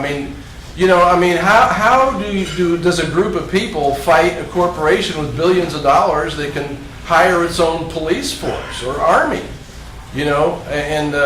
It's really hard to do. So I think that that Citizens United thing is fundamentally wrong and should be unconstitutional, and I think we should redefine what a corporation is to begin with. Somebody should bring a lawsuit for that. Thank you. I was waiting for the solutions part. I'm glad you got to that, but I wasn't really satisfied. Okay. I found it vague. It was mostly recognize, your solution was to recognize this, recognize that, and I recognize most of those things, and still I feel frustrated. And if you could be more specific to what we here could do maybe. That's a difficult question to answer because it's like different for all of us.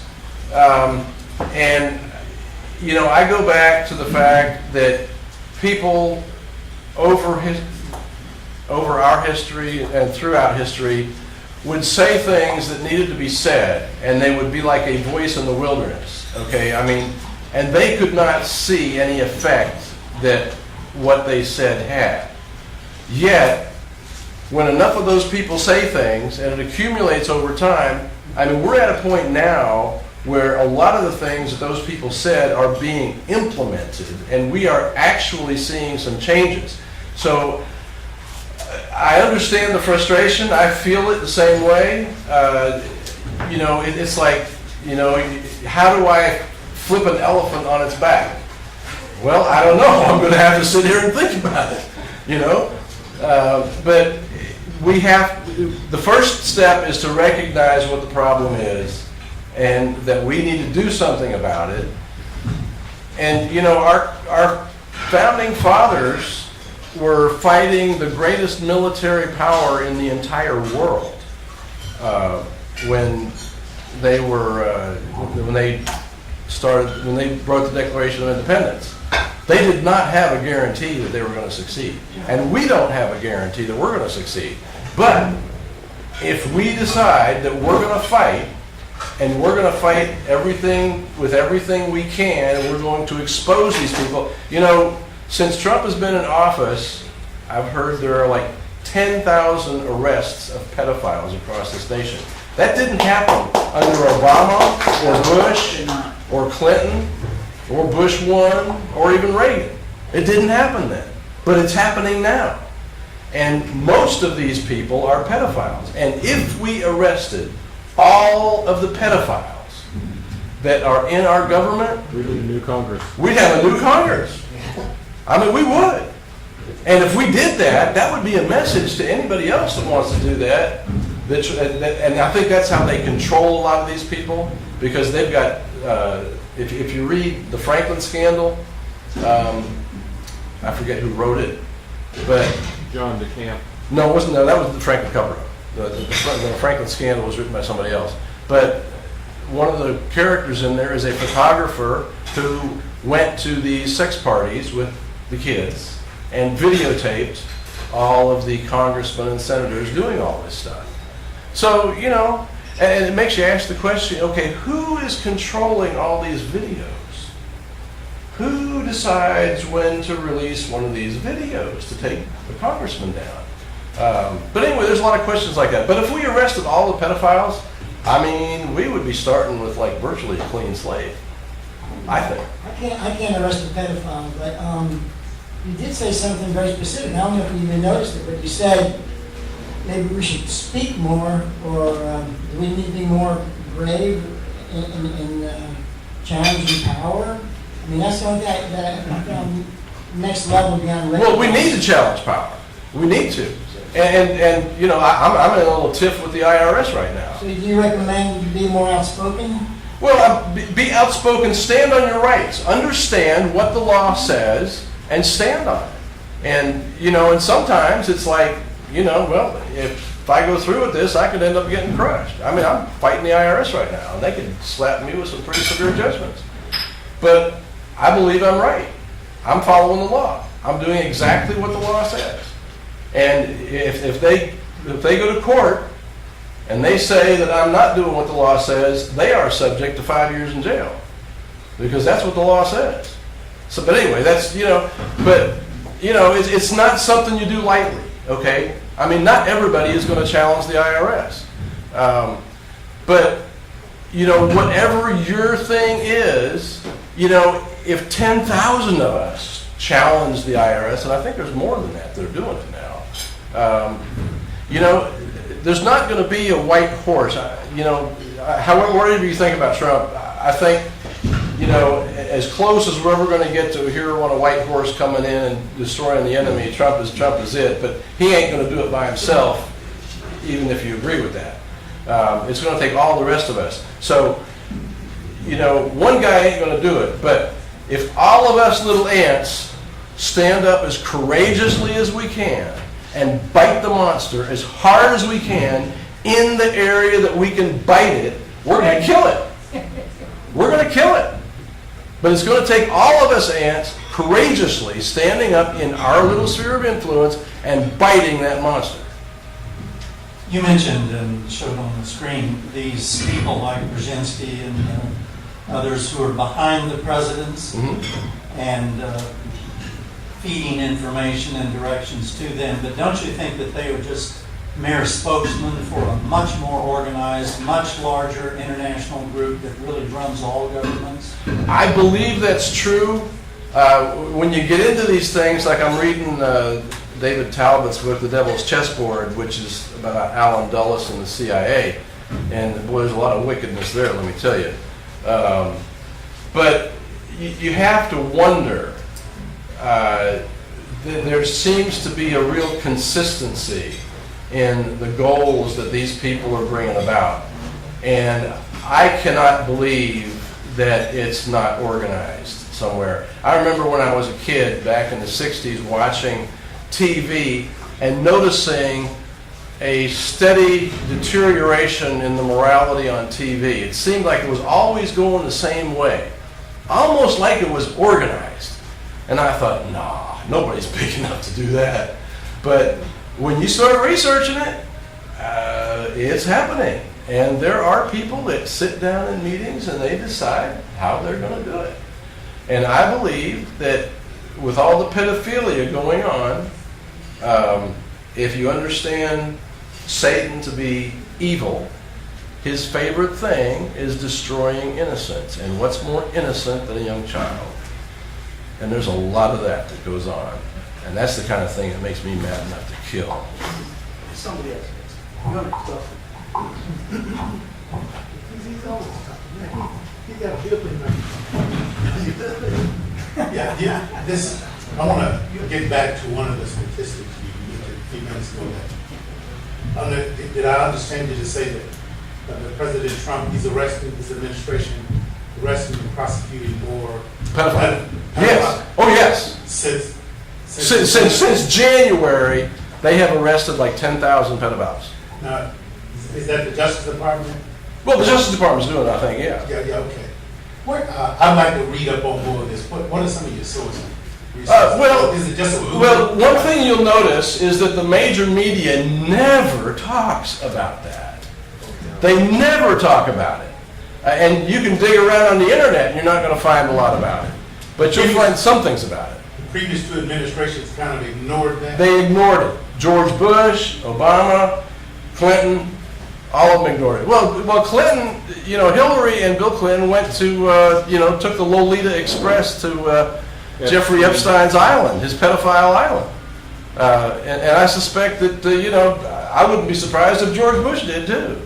But, the one thing, Trump made a tweet, whatever, I don't know how long ago it was, but he says these pedophiles need a swift prosecution and death penalty.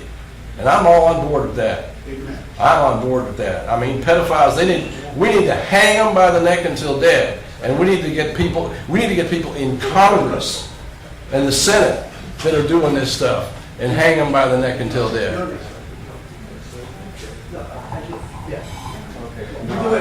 I have already gone once. If she has a new question, she goes has a first. question. She's got a lot of. She has a question. Well, if you like to, I was just going by. I'm trying to go protocol too. My question's kind of in the form of a comment, but it's a question. First of all, I want to compliment you on your speech, especially your construction of your argument, going through what is representation and leadership. I just thought that was very interesting. Then, and very well done and intended. But I want to make two comments on two different subjects that you've moved into toward. I'll have to admit, I'm quite discouraged about our leadership. They're not going the direction I want them to go. Mm-hmm. And by the way, in meetings I have learned that it's very effective to write letters to the editor, to media, and letters to your congressmen in Washington and Austin City.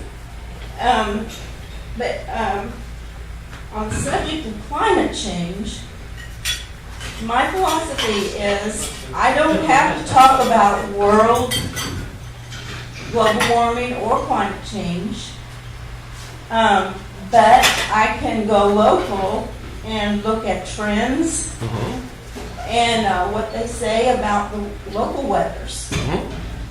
And then I look at water and clean air and the challenges to clean water and clean air. And I have to go to my leadership and my representatives to make decisions about the future.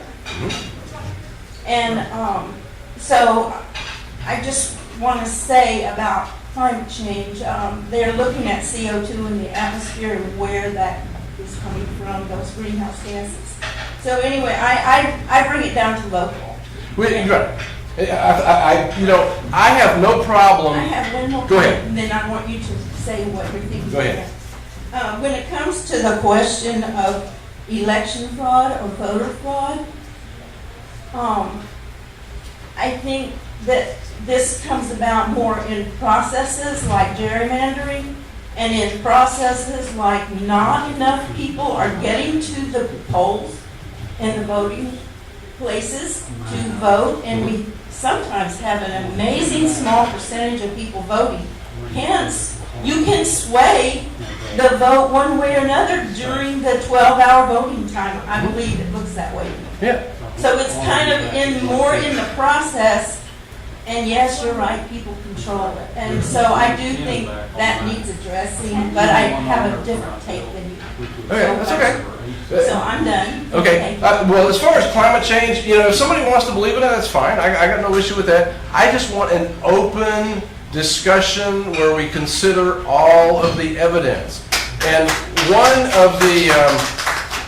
of the stipulations for the scientists that came up with anthropometric or anthropogenic climate change was the only thing you can look at is human causes. They were told that. The only thing you can look at is human causes. Well, I don't think there's only human causes. I think there's a lot of natural causes. And I think we need to look at those. And I'm perfectly open to believing it if somebody can prove it. But I want to see some hard evidence that doesn't limit itself to human causes. I want to look at everything. So that's my take on that. The man that actually started that phrase said it was a hoax himself. Did you know that? No. I'll make a comment. Some of the things I've learned, they've been looking at CO2 in the atmosphere since the 1890s, based on the Industrial Revolution in the early 1800s. And they have documentation for the entire 1900s. Maybe there are natural causes, but there is an element of the human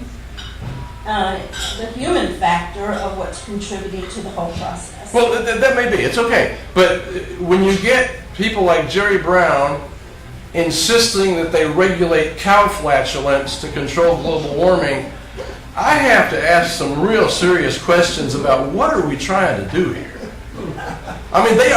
California literally passed a law to regulate cow flatulence.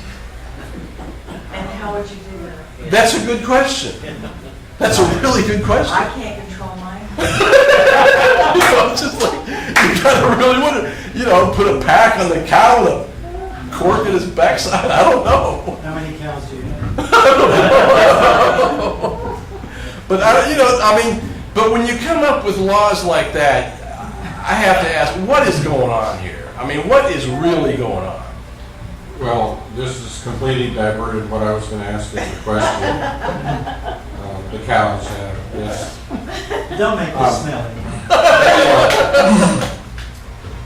NASA put out a chart of CO2 distribution a couple of years back, and the major amount of CO2 is over the Amazon basin. There are some spots in China. The U.S. is almost, I think LA, there's a little spot around LA, but the U.S. is almost entirely free of major carbon dioxide atmospheric concentrations. Yeah. I don't want to get into global warming. That's a side issue, but well, we did. Yeah. My point is that you know, if 80% of us believed in global warming and we wanted everybody, the government to do something about it, fine. You know, I may disagree with it, but if, you know, 80% everybody wants to do something about it, fine. You know, I mean, that's representative. I don't think that's the case. My point is I want representation that represents us. The contention when global warming hit the scene was this was a civilization-ending event. And that I checked with somebody in the military, and they said, well, we've had a solution on the books for a long time, and it's related to the Krakatoa effect. When Krakatoa volcano blew, we had colder climates by 5 to 10 degrees for 3 to 4 years after that happened. And they said if global warming ever begins to get out of control, we'll just nuke a promising volcano. So, I mean, the thing is it's you have to look at it in perspective. I don't recommend nuking volcanoes, but the thing is that it is not the dire threat that has been promoted as. Yeah. What's your opinion on that? Yeah, that's a side issue, though, really. I mean, we're talking about representation, and I just want an honest discussion where we look at all the evidence, and, you know, if after discussing it, we all agree that global warming is a threat, then we deal with it. Okay, we have global warming, I'm just saying, we talk about abortion, we talk about race, we talk about things that are hot button, emotional things, and we have horrible taxes, unequal taxation from middle class, which I consider myself, versus somebody like Warren Buffett. And he'll even say that. Then we talk about abortion. Okay, Roe versus Wade. I mean, we have settled this. It's a personal decision. I want government out of that. I mean, we talk about hot, but we're not talking about the things that are really like our safety and security in the United States of America. This is something I believe this globalization and all that is to undermine our basic rights and freedoms in our Constitution in the United States. Don't people as a whole see, we can have that list of all that, then we can also see the interference that eats at the ants that we would be to fight the monster. Well, there's, yeah. You know, I think things should be done more on a state level than a federal level. I think abortion should be a state issue rather than a federal issue. Because I think there's differences of opinion. There's significant differences of opinion. And it needs to be more localized than it is right now. Right now, the federal government is taking all of this stuff and just imposing it. And I just don't think that's right. I think the federal government needs to limit itself to the things that our Constitution limits it to, and everything else goes to the states, including abortion and other stuff. But anyway, that's...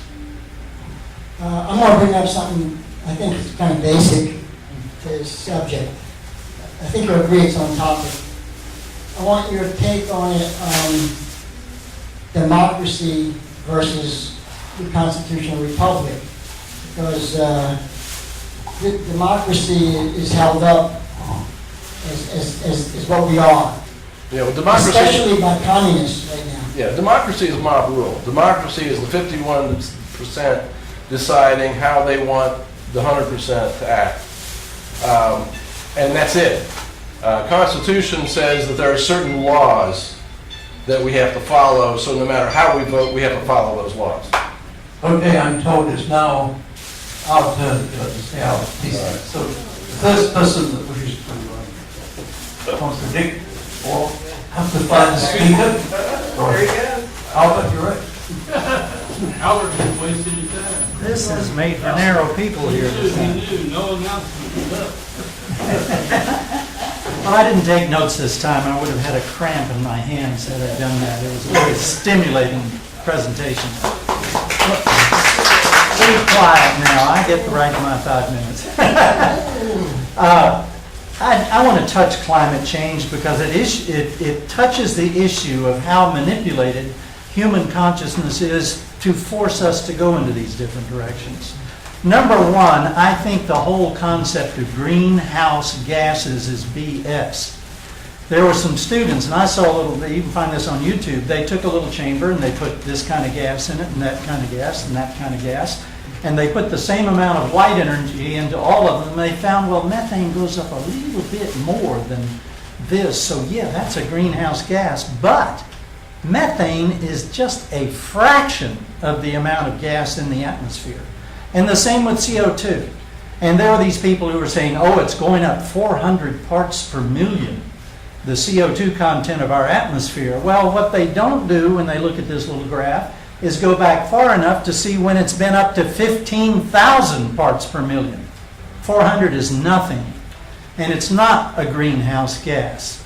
And historically, I used to be able to just put in the internet the global warming myth, and I would go right to this little presentation by some scientists. There were two groups, and I've said this before. One was studying, I don't know how they do that, they go down in the layers of the earth, was studying the CO2 content of the atmosphere at these given years. And the other was studying the temperature of the earth at these different years. Each one of them had an equal up and down sine waves over many thousands, millions of years. And they were both equal sine waves. The two groups got together and superimposed their sine waves, and lo and behold, the increase in carbon dioxide in the atmosphere follows global warming all the time in history by 400 to 700 years. And the decrease of carbon dioxide follows the decrease of temperature. Now, why is this? Heat retention capacity. The atmosphere heats and cools the fastest because it has the least heat retention capacity. In the middle is the ground, but the greatest heat retention capacity is water. So it takes a lot more heat to warm that water up. So the atmosphere heats up, the land heats up, slowly, comparatively, the water heats up. The warmer the water gets, the more it outgasses. The cooler it gets, the more it absorbs gases. And that is an explanation that dear old Al Gore would not like to know about. Personally, I wouldn't give a tinker's damn about ever hearing about the Nobel Peace Prize again. It's been completely trashed. Yeah, amen. Now, gosh, I should have made some notes. Let's talk about government and so forth. Very often when you have just no controls at all, you will have the McCoys and the Hatfields fighting and killing each other for decades.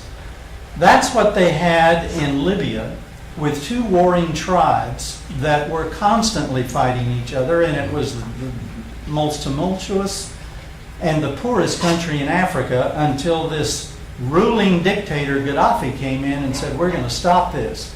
And he formed an army and he stopped these two tribes from fighting. And he said, now from now on, you guys are going to have representatives in your tribal conference like a Congress. And he got them to start solving all of their problems there. For the country, he nationalized the oil industry. This made the Hunt brothers really mad. And he took 49% of that and ran all of the government things, which included free education for everybody and free medical treatment for everybody. And if they had to go out of the country for any of that, the government paid 100% of it, even if you wanted 2, 3, or 4 PhDs. And they paid for your family to go along. If it was medical, a family member was paid to go along with you. When a couple got married, they were given like $41,000 to start their family, to start their life on. It was one of the most remarkably advanced civilizations that I've ever heard about on this earth, except perhaps for ancient Egypt, which we don't have in our history books. From 8,500 to 3,500 years ago, for 5,000 years, that was the most prosperous and peaceful nation on earth. And yes, they had gods and goddesses, but they believed in a higher concept of where law comes from. And there was the goddess very respected in their country called Ma'at. And whenever the priest or priestess would say, well, Ma'at said this to me last night, it became national law. And two of them that I remember were always speak the truth to everyone. And if you didn't do that, you were violating national law and subject to penalty.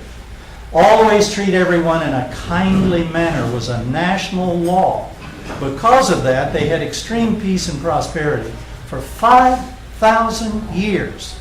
Over the centuries, people from all around wanted part of this, and they slowly immigrated in over the centuries. Until the Hyksos tribe from the Middle East got so many in there, and they decided, hell, we want this whole thing for ourselves. They formed a revolution, split the kingdom in half. The original Egyptians went to the upper kingdom. The Hyksos took over the southern kingdom and so forth. And that ended their 5,000 years of prosperity. I am not in favor of massive immigration.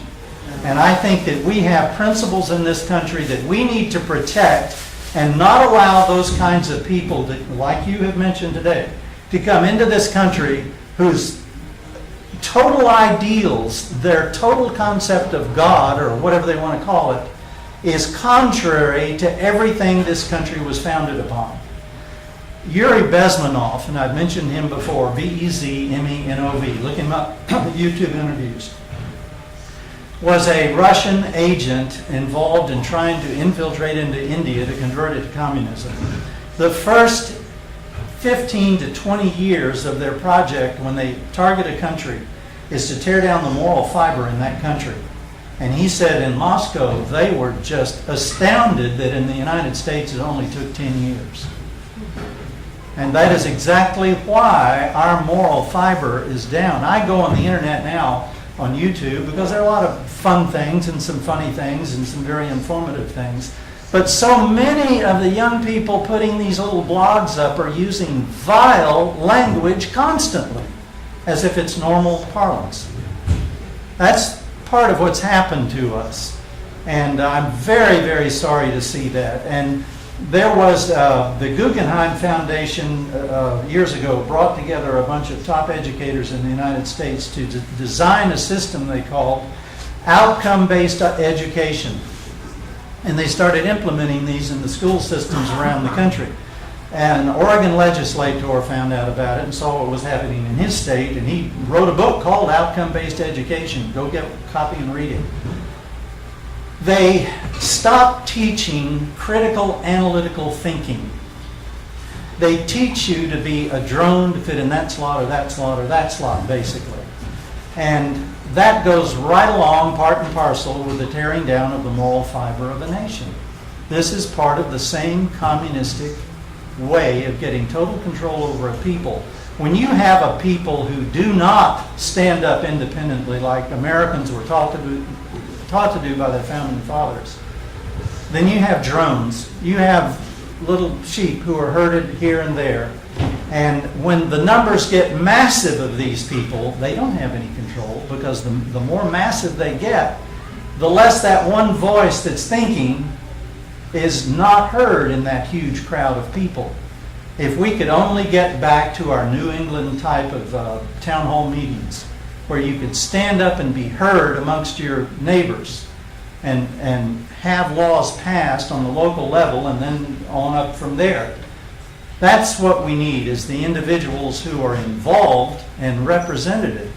Unfortunately, with a massive population rise in this world, that's getting less and less possible and more easy for large corporations with lots of money to pay off Congress. And we just, I was a little bit involved in trying to get the change of getting fluoride out of our water. And after presenting to the county, I realized these SOBs don't give one tinker's damn about what the public says, because any person in the public who comes to their meetings gets 5 minutes once a month. And they don't listen. They're on their computers and so forth. I could go on and on. There are a lot of things. Next speaker, please.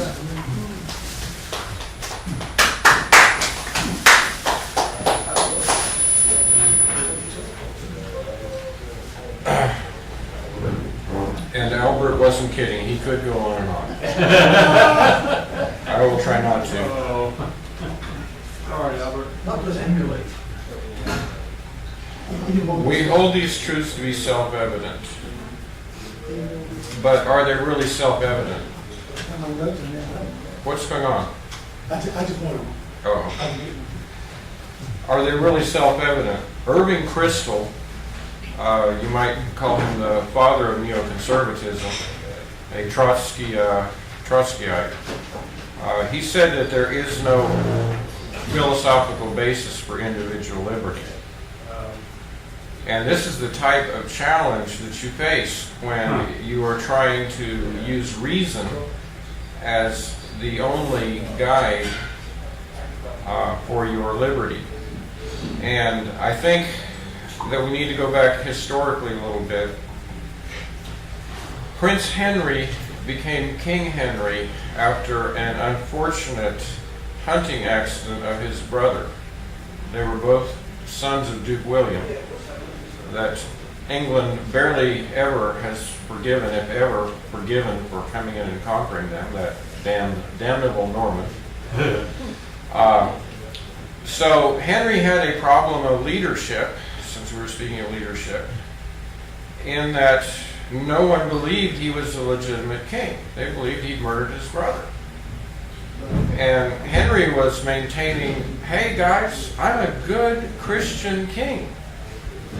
And this is how we got, eventually, this thing evolved from there. It was originally, I think, the 1100 Charter of Liberties or something like that. I'm trying to remember the exact name of it. And then that led to the 1215 Magna Carta, when the nobles had more trouble with their king at that time.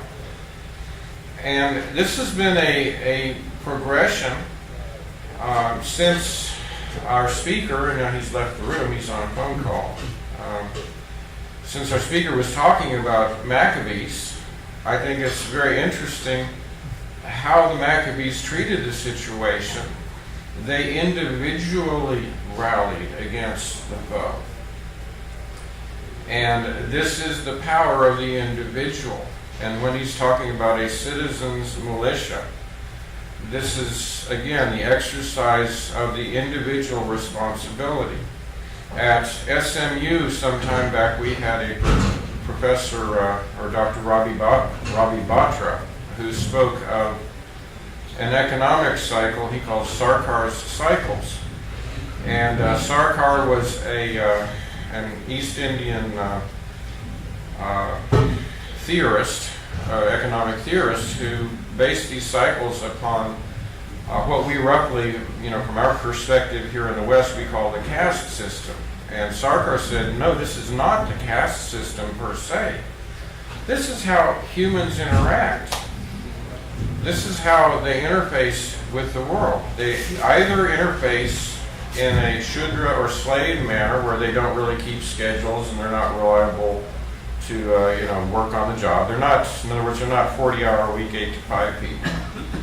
Or they are merchants. That's the Vaishya caste. And they make their way by the moving and selling of goods. Or they are warrior caste, the Kshatriya caste, where it's by their force of might, either as police or military or administrators of some sort. That's the exercise, and this is their mentality. Or they have the mentality of the priesthood. And it is these four cycles which affect economics as they cycle from one to the other, and the interplay of those cycles. But I would put it to you that, in fact, there is controversy that, in fact, Thomas Paine wrote the Declaration of Independence. It was actually penned by Thomas Jefferson for political reasons, because Jefferson had more clout in the political scene. And but you see, it's really speaking from Thomas Paine's humanism or atheism. If you're looking at the we the people part there, Patrick Henry, during the ratification hearings, Patrick Henry went ballistic about we the people. He said, "What is this strange fire we have here?" Because it wasn't anything you could apportion. You couldn't really apportion any kind of liberties to we the people per se. And under the organization of the Articles of Confederation, they had where the states had certain rights and it devolved down to the individuals had the rights. So anyway, Patrick Henry basically represents, I guess, John Locke's natural law thing. But the Declaration of Independence, from one viewpoint, was basically poking the king in the eye and saying, divine right of kings? Hey, we all have divine right of kings. We're all kings. We're all sovereigns. Well, what is King George going to say at that point? He's going to go to chapter and verse and show, oops, there is no chapter and verse for divine right of kings. In fact, God explains to Samuel that, in fact, Samuel, they have not rejected you in not accepting your sons. They have rejected me. So the very fact that Israel wanted a king and decided to have a king was a rejection of God in the scripture. Which brings up another subject I don't have time for here. Okay, next speaker. Who did you say could talk on and on? I'll speak.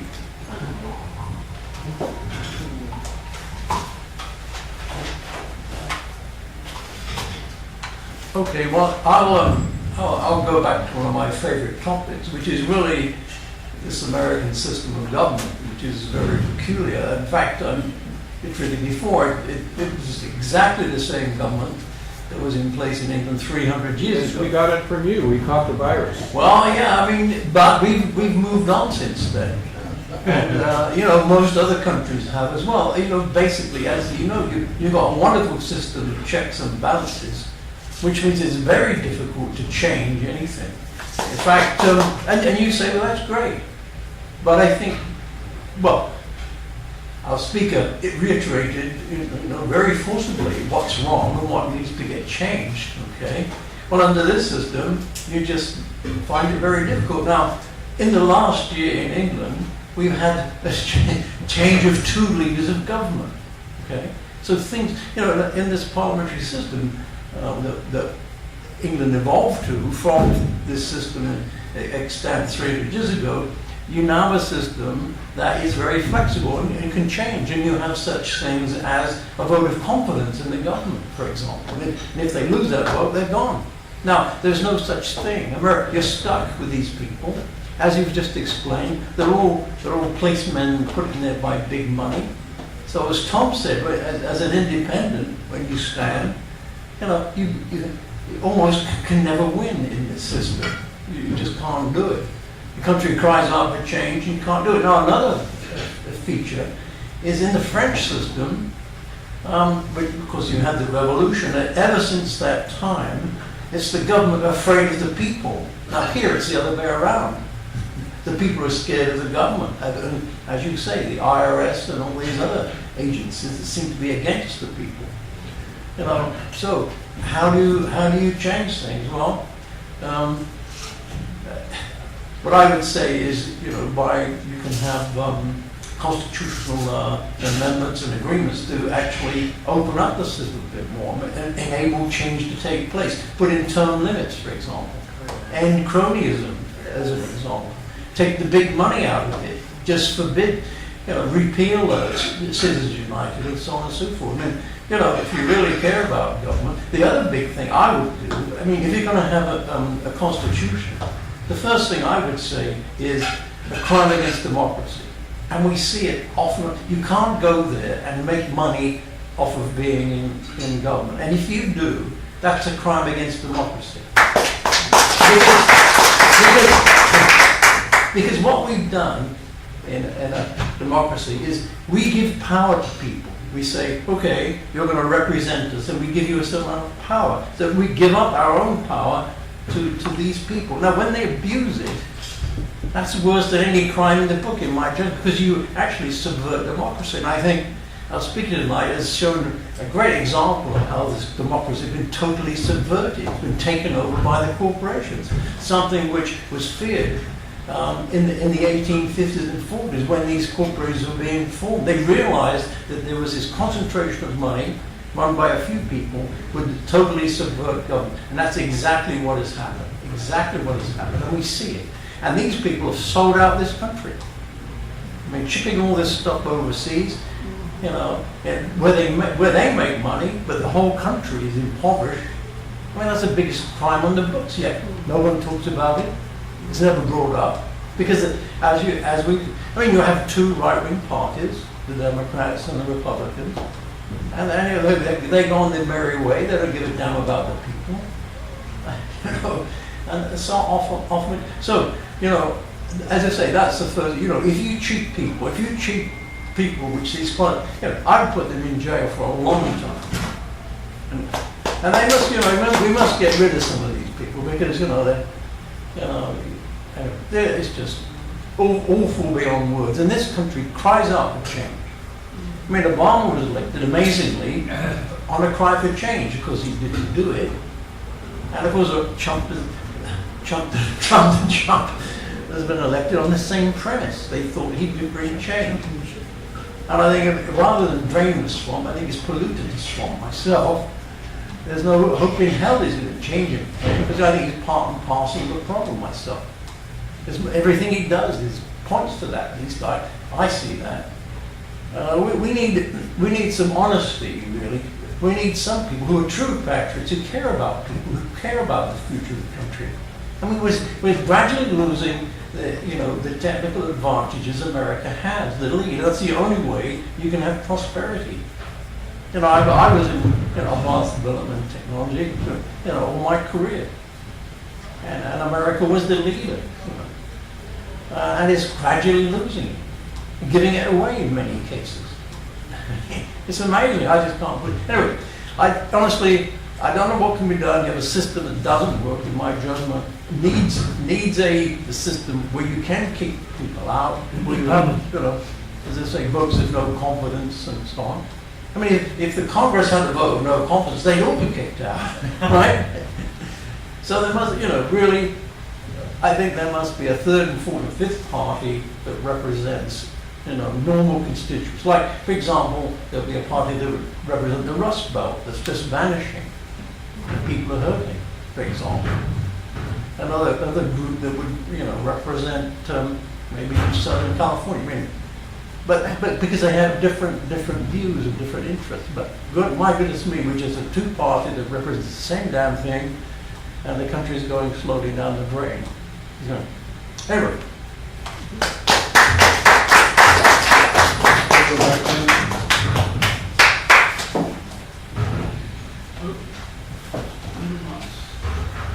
Thank you, Ken, for bringing up this topic. It was very thought-provoking, and everybody's got ideas about it. And I think it really represents the heart of what we meet here for. And thank you, everybody, for being here, because in this day and age of internet conflict, I mean, like people shoot words at each other like weapons.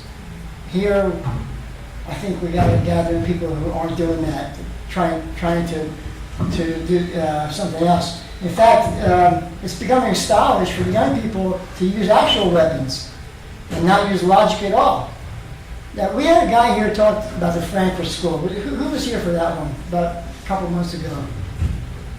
It's the historic roots of what's going on with the leftists right now. And there's even more clear exposition of that by a professor called Jordan Peterson. He's a psychology professor from Canada, and he talks about postmodernism, which is another trend. Postmodernism is what the professors are espousing right now, and what you see now, like with the Antifa and the young kids on campus and college campuses, where you think minds would have some, you know, logic, would have some weight. They've embraced postmodernism to such an extent. And here's something, the core principle I want to remind you about.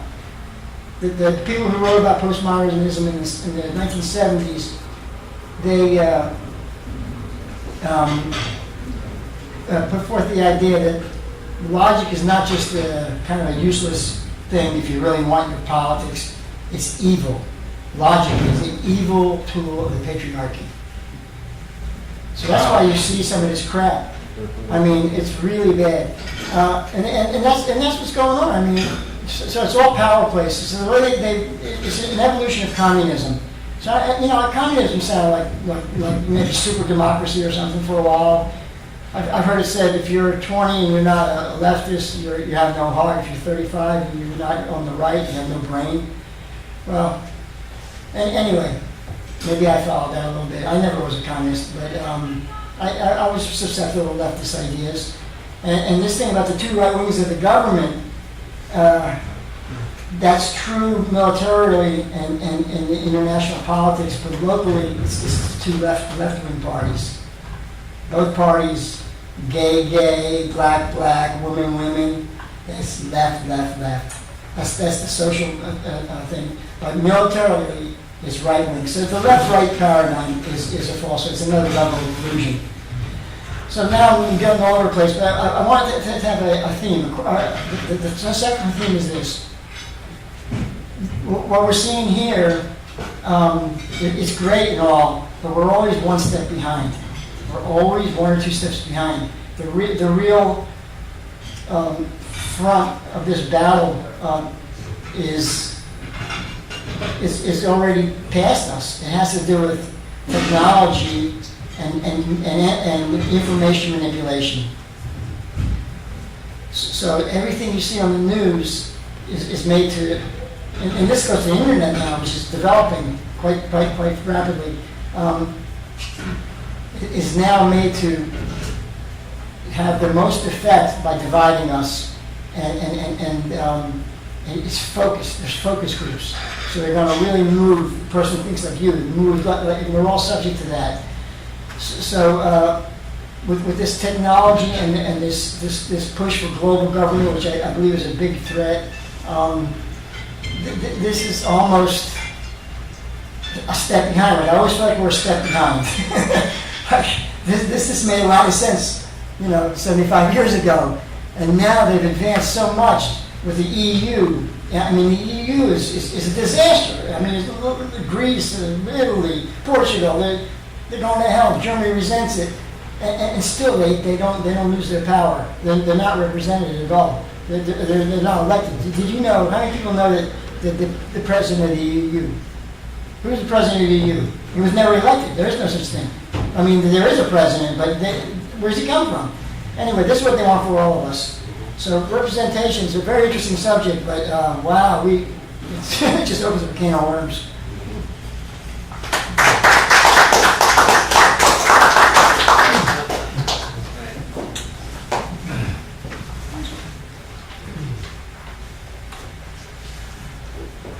Well, we're out of time, and I had said to myself, I was going to say nothing. I want to say just a couple of words about representation. I'm 76 years old. I've lived here in the United States all my life. I resided here in Dallas all my life, so I've got an opportunity to see it evolve a lot. Worked all over the country, East Coast, West Coast. I used to spend weeks and weeks a year up in Tom and Susan's old town in Chicago, to say it more correctly. And so I have seen a lot of our government. And I was fortunate when I went through school. NISD was actually very plus and positive and superior to most of the schools in the secondary cities that would feed into the colleges. I had no earthly concept of that until I went to college.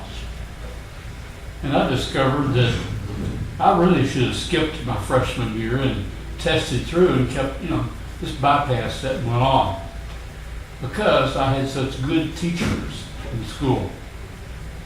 I took 4 years of history in school. And I had history professors who were just amazing. That planted a great foundation.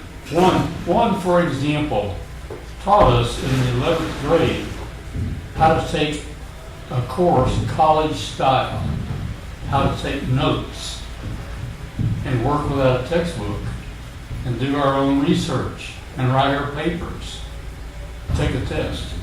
So I was very blessed.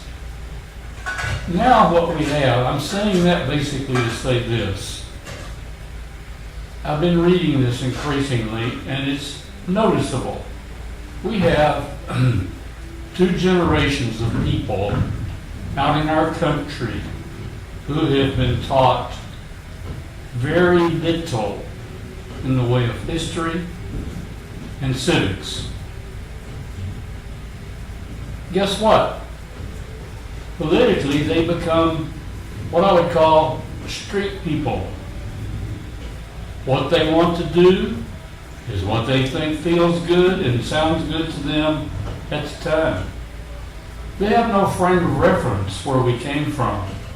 You know, when Jay Leno was still working, he'd go out on the street and interview these people. Well, you knew he could do 100 of those and put 10 or 12 of them on a program at night, and he could skew the results any way he wanted to.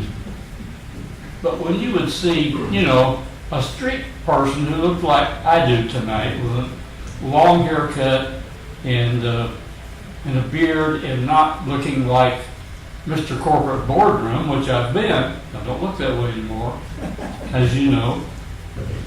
But I would recognize that look, and he would ask the question. Well, I didn't expect much of an answer to come out of that person's mouth, any more than they might expect it to come out of my mouth, you know. And then he would go ask a third-year student at UCSB or UCLA or whatever a very simple American historical question, and they'd get a dazed look on their face. And I always sort of dismissed that to, you know, humor. Yeah, there's going to be some people who don't know, but in reality, because of what the schools have been forced to teach, often against their will, they pushed a lot of things aside. And so we have graduating students in their 20s, 28% of them are sitting at home under age 28, not working, playing games on the computer. Some of them with degrees that would have a value, a lot of them have a degree in what I'd call nothing. You know, Enterprise Car Leasing used to be one of my clients. They would hire people who had a degree in nothing. Their premise was, rather than hiring illiterate, uneducated high schoolers to run the counters and deliver the cars and do all that stuff, we're going to hire educated people who have a degree that's worthless in the street. But they're bright, they're articulate, they're educated, and we can teach them the car rental business. Cadillac dealer in St. Louis now has the second or third largest car rental company in the United States. And that's the model he built it on. Talk about different thinking, but it's very sound thinking. Those people were at least educated. But, you know, one of the biggest problems we have with representative government is that about 50% of the people who vote in an election don't pay any attention to it. A national election I'm talking about, presidential and senatorial and congressional. They pay no attention to it until several days before the election. Then they turn on the TV and they'll watch some of the reports. Guess what? A lot of that's just garbage. Pardon me. But it's just garbage. And it's political. And it's influenced and paid for by the politicians. I was blessed to have a mother who was a reader, so I grew up being a prolific reader. And so when I retired 3 years ago at age 73, I became even more of a reader. So now I read a lot. And I enjoyed reading Paul Krugman, give a far left wing, don't even represent his thinking from a few years ago, viewpoint in the New York Times, and I'll go read Walter Williams from down at William and Mary or wherever it is he teaches economics down in Virginia. He has an almost adjoining mailbox to E.J. Dijon, who writes at the New York Post or New York, not Times, I guess it is the Post, left winger. So you have a left wing and a right wing right there together in the mailboxes. But we do have a lot of variety in the people. And if you have any appetite at all for reading, and you'll take just a little bit of time, there are a couple of dozen good, reliable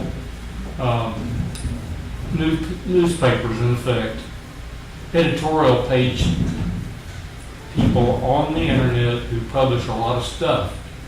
And if you read enough on the subject, you read the people over on the left, you read the people on the right, both of them may exaggerate some. You'll find 2 or 3 in the middle who don't exaggerate anything. And by the time you've read several articles on the same subject, you probably know more than any of them know, because you've let your brain be exposed to those different viewpoints. And in my opinion, my humble opinion, that's how you learn how to be a good American. Most people are not going to take their time to do that. This is a rare group. I compliment you. You're a rare group. You care enough about things that are of significance, you'll devote your Saturday night to coming to our meeting. And when Tom suggested to me that he wanted to start this group up, that he'd been involved in Chicago, and we had met at Starbucks because he moved into the neighborhood, I agreed to come and help him. I've missed one meeting. I've chaired it when he's been off for a month or 2 months, one summer, to Chicago.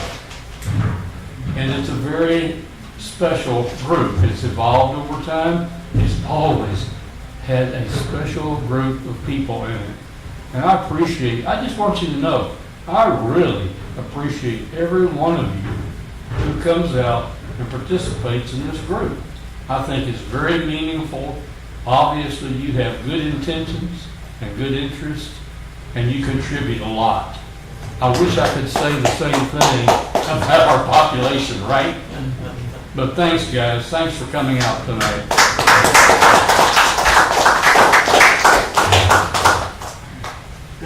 Is our speaker still outside? No, it's right here. Well, come, do you have any closing comments you want to come make? Want to make them? We're going I'll make a few, I guess. to shut it off. All right. Well, about the only thing I want to add to this is that it's not just our problem here. It's all around the world.